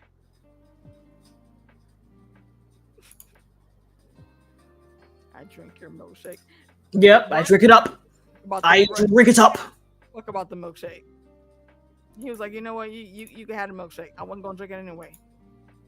I'm honestly looking forward to the day that he does snap, because when he does, unlike when Homelander goes off the rails and he snaps, Ryan's not going to take it out on innocent people. He is going to take all of the smoke right to Homelander, and I think we might get a repeat of Soldier Boy and Homelander, but the role will be reversed, and he will be in Soldier Boy's place, getting beaten and handled by his son, and it'll be nobody's fault but his own. Yeah, I can't wait for that. I just want Homelander to have some type of comeuppance, because he deserves it. Anything. Facts. He has to. Yeah. Yep. So I think, let's see, are there any little tidbits that we missed? There was Kimiko did have another triggered moment where she saw that poster again, and she grabs a marker from somewhere, and she scribbles over it like, this is bullshit, and tries to scratch it out, and one of the stupid randos that are at that convention comes up and I think he tries to push her away or whatnot, and she strong arms him. Well, can't even strong arms him. For her, that was just a regular push. And he has to, and she has to speak her speech in sign language, so they don't really understand what she's saying. But we saw what she was saying with the subtitles, and I feel her. I know that's some very traumatic shit, and she is seeing a therapist, trying to work through it. So hopefully she continues to work through it, and she is able to move past it. And yeah, I agree. Yeah, they're definitely laying the foundation for Ryan to go at this man's throat. And it's probably, it's probably gonna be a reversal of roles again. Like, he's probably gonna do it to save Butcher. I don't know how, but that just makes the most sense in my brain. So, big nugget that we've got to talk about, the whole thing with Colin and Frenchie. Oh man, I don't care. I love Frenchie, and I hate this storyline for him. Like, bitch, I don't care. I thought it was random for them to put it into. I hate it. Like, sir, just say something, or don't say something, but preferably say something. And also, how old were y'all? Yo, Frenchie, when the fuck did you become a hitman, my dude? He was one before because he was with Natasha, whatever the fuck her name was. I don't know, like for how long? He was with her for a long time. How old is Colin? Because it looked like he was around the same age as Frenchie, or maybe I got that wrong. But Colin, for whatever reason, didn't recognize Frenchie. Exactly. I'm like, didn't you just have relations with this man? You mean to tell me you was down there, you was bent over, and you didn't see this man's ankles or nothing? Okay, all right. It wasn't even right. Not even just relations. Like Frenchie obviously knew who it was. Yeah, so but Frenchie shouldn't have said anything. That, it irritates me. I hate it. And also, why you keep calling Sherry, bro? Let that woman live. She over here on her own little side quest, perpetrating as some what would say, like a baroness of Latvia or some shit. Yeah. Wait, what is Latvia? Ain't that where Dr. Doom is from? I'm probably mixing up my fandoms. It's for she's cosplaying as some baroness from some country. Like why are you scary about this? Like it don't make no sense to me. It's not a problem that you can fix. And Frenchie's making his own problems. Yeah. Like, come on, bro. You knew what it was. I understand that you were attracted, but if this is something that's gonna cause a really, really big problem. Okay, that is an actual place. All right. I'm like, then there are a couple of options. You should have not done it at all and disappeared. You could say something to him and attempt to still have a relationship with him. You can say something to him and then drop it, or you can just not do anything at all. Yeah. You could just say, hey, I'm going through some things. I'm not going to be able to give you the time that you may need. And you don't even need to do that. Like, leave me alone. Done. Go away. Like, I'll even take that because him and Kimiko need to work on themselves. They both need to work on their stuff, and I hate that they have this little storyline that I can't fucking stand because it don't make no sense to me. It was unnecessary to add into the mix. Like, bruh, get out of here. Yeah, exactly. I need to focus on my sobriety. Bet. Mm-hmm. There was right because they were meeting at Narcotics Anonymous. That's how they met. And now, what do we see? You know, right before he makes this phone call, he's off the wagon again. Exactly. Like Frenchie, come the fuck on, bro. Like, I want him to leave this man alone so badly, and I want him to either be by himself or be with Kimiko. Either way, I just want y'all to just like stop and fix yourselves, please. Or find someone both of them. To by murder. Both of them. I just want you to fix your shit. Like, come on. I can't. I mean, and I get it. They both had some very, very traumatic younger years, but you're not in that place anymore. Please seek help. Kimiko at least is going to therapy. Frenchie, I don't know what he doing. Right? Yeah, he do need a damn therapist. Very badly. Facts. I agree. Yeah, very badly. That is everything. Yeah. We got for this. So let's see how many bushels of sage are you giving this episode? I'm gonna give this one an 8 because it's highly entertaining. And I like seeing Ryan and Homelander and just them trying to figure it out. And I want to know more of the plan. Like, what is the real plan? I want to see more Victoria. What's going on, ma'am? What is the plan? What is your plan? Because I don't understand what you're doing all this for. Mm-hmm. I want to see more of Victoria and her daughter, and I am also still I don't remember her name, but the freaking Vought secret hospital that damn, what the hell is his name? Iceman from X-Men that was working in as a lamplighter. Baby girl with the bald head that like disappeared because she was hit. Oh yeah, Cindy. I need to see what her side quest is because I feel like she's gonna be important. She's the only one that they showed at the end of that break-in where they were off going somewhere where everybody else wasn't. You keep talking about episode 4, Luke. I'm highly upset. Let me tell you why. Because I really don't want it to be what I think it is and what we all think it is and what they're showing to be as, but I don't want it. that. See, now I'm gonna have. Oh wait, I don't have to be at work tomorrow. I can watch both those episodes right now. Oh no, we're talking about House of the Dragon. I'm talking about House of the Dragon. Oh, okay. I thought you were talking about like. Oh no. Okay. Yeah. Oh, wait, what was Luke saying about this? That everybody, that episode. Here's the thing: is I can't tell simply because I'm gonna put this in the chat so you can look at it. We can look at it after stream. Mm-hmm. I already know what's coming. I don't want it to be that. I think that's rushing it, and I don't like that. I think they had key players mention key things. I don't like it. Purposely to let us know where that's going. I don't like it. Oh, this is the okay. I'm seeing the pictures. Yeah, this that looks about it. Because I feel like there should be something else happening before this happens, and I don't like it.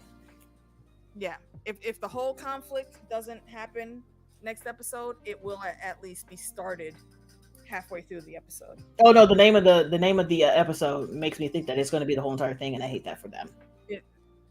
Okay. Type me what the name of that. Remember, it's the Dance of the Dragons. We talked about it on our Dance of the Dragons. Yeah, that's right. Mm-hmm. Yeah. Yeah. So, yeah. I hate it. I hate it so much. I hate it so much because I feel like there's so much more. Ugh. There is, but I get why they will put it out here. Yeah. Yeah, the title's out. Before the season started, we had the episode 1 title and we had the episode 4 title. Mm-hmm. But yeah. So like Dumbledore said, what was it? Was it the Order of the Phoenix trailer? I think dark times are ahead, Harry. And yeah, things are about to be dark in the worst ways possible. Yeah. But yeah, that is The Boys, episodes 1 and 2, y'all. Thank you for joining us on this journey. It is always a pleasure. We will be back. Let's see. Probably Sunday for me. Yeah. Oh, definitely. Yeah. If even half of the things that we're thinking happens on Sunday, we will be on for the after show. For sure. Believe that. And then we'll super get into our feels. I will request that we have one of 2 different sermons, please, if the pastor could find her way through. Listen, it depends on how I'm feeling. Requesting. But here's the thing: that was not going to be on yours. That's going to be on Monday. If anything, it'll be on Monday. If I can get through it. I'm just if I can get through it, if I can make it. No, I'm already mad because I hate I don't want it to be this soon. Yep. Trash. Can I tell you the really sad part about it to me? And it doesn't even have anything to do with the show, but it's because I'm about 99.9% sure that the Black Wildling will not be able to join us because again, we got life things going down.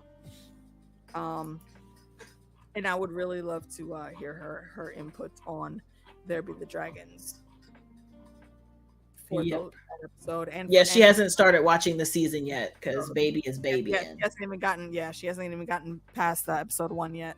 Because again, she does have a lovely, beautiful, bouncy new baby girl that is only weeks old to take care of. So yeah. When she says trash, she's just giving like what her sentiments will be to my feelings. It's just trash. Look, I feel like we will all be dying. Listen. I'm upset. We'll die. I'm so upset. So upset. Yep. Yes. And that is why when we did the watch along, me and the cousins on Sunday, I asked everyone to not put anything in the chat or say anything because Daphne and Tanisha, they don't know the source. It stays here. It's right here. Yes. Okay, I see. It stays here. Good though. You still got like just a little bit above half left. Listen, first of all, the best part about this is that it has the numbers. Like you can't really see it because it's not going to focus, That but it no, has the no, numbers on the side. but I can see the lines. Yeah, That's it has the numbers on the side for like HP. Girl, this is a $150 bottle of liquor. I was like, I need to switch back to wine because that's expensive. Bro, everybody will be in denial. I'm going, since I am off tomorrow, I'm gonna try and hit up some of my folk in the chat to see who can come through for Monday. Monday I'll make a chat room love day. Let's see. I know for sure already. I got Luke on the roster. I'm gonna see if I can get my brethren KP on here if he's free, and one other person from chat. Maybe I can see if Lady Jackie is around, if she'll want to come through on the voice chat for us. But yeah, again, that is our show for the evening, y'all. Thank you for joining us for these 2 episodes. And again, these are just the first 2 episodes. Mm-hmm. Shit is about to hit the fan. Matter of fact, I am going to be watching episode 3 as soon as we cut off tonight. So have a safe holiday if you're going out there and doing any type of fireworks or 4th of July picnic tomorrow. Do be safe, because while yes, for the most part the COVID era is over, them new strains do be hitting hard when they hit. So please protect yourself, protect your family, and all that. Mm-hmm. We'll see y'all back here. Not Friday. Do we have trivia on Friday? We might have trivia on Friday. I don't remember. I'll check the schedule, but just keep an eye on your notifications. Sub to the Citadel of Trivia. Links down below if you haven't already. We'll definitely be doing some more Dragons and Game of Thrones, Westeros, World of George R.R. Martin trivia sets over the next month or 2. And okay, look, that moonshine be hitting. Congrats. All right, Mika, I know you got a few things coming up. Same things as before, just dragons, boys. I swear to God, I swear to God, I'm gonna make a plan to watch Interview with the Vampire because people are raving about the 2nd season. I'm just like, bro, I have gotten so many messages, man. I'm like, okay, I know. Me and Meeks are gonna start it. Just we gotta get these 2 out the way first. Yeah. So yeah, we'll get there. I know. Are you, Luke? Are you talking about? Are you talking about what you think is going to happen on episode 4, or which one are you thinking? So, did you want to ask AK that question I asked you? I have no idea what he's talking about. What? Yeah, repost your question. Yeah, repost your question. Yeah, Ep6 for what is it for the boys drops tomorrow, or Ep6 for Interview with the Vampire? Episode 6 is tomorrow for the boys. Okay. And I think yeah, we might be just like 1 week off for doing the eps. We'll do 3 and 4 next Wednesday. And yes, Grey Worm plays Lestat. And for any of you Neil Gaiman fans, if you check out BBC Radio 4, I think it was, they may possibly still have it up. They did a full cast radio production of Anansi Boys, and Grey Worm also voiced the title character in that book, Fat Charlie, who is Anansi's son. And Anansi, if you watched God of War, American Gods, or you read the book, Anansi was in that, and his son is who Grey Worm plays in the BBC radio version. It's very good. I'm not seeing the original one. How far up is it? I'm so confuzzled. The question that it's on the I'm trying to scroll up to see how far up it is. I don't see it. I see you replying to it. Yeah. It's on Instagram that we're talking about.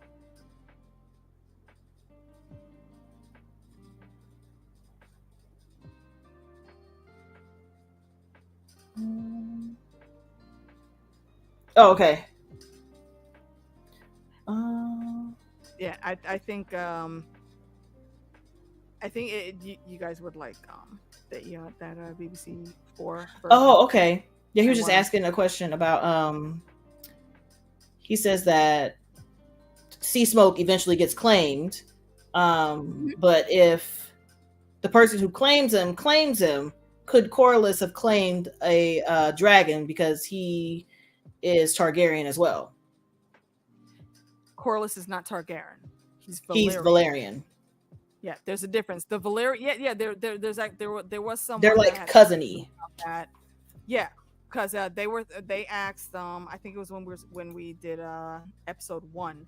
They asked why would Sea Smoke be looking at Corlys's bastards instead of Rhaenys' bastards, like because because Rhaenys is still blood of the dragon, being part Targaryen.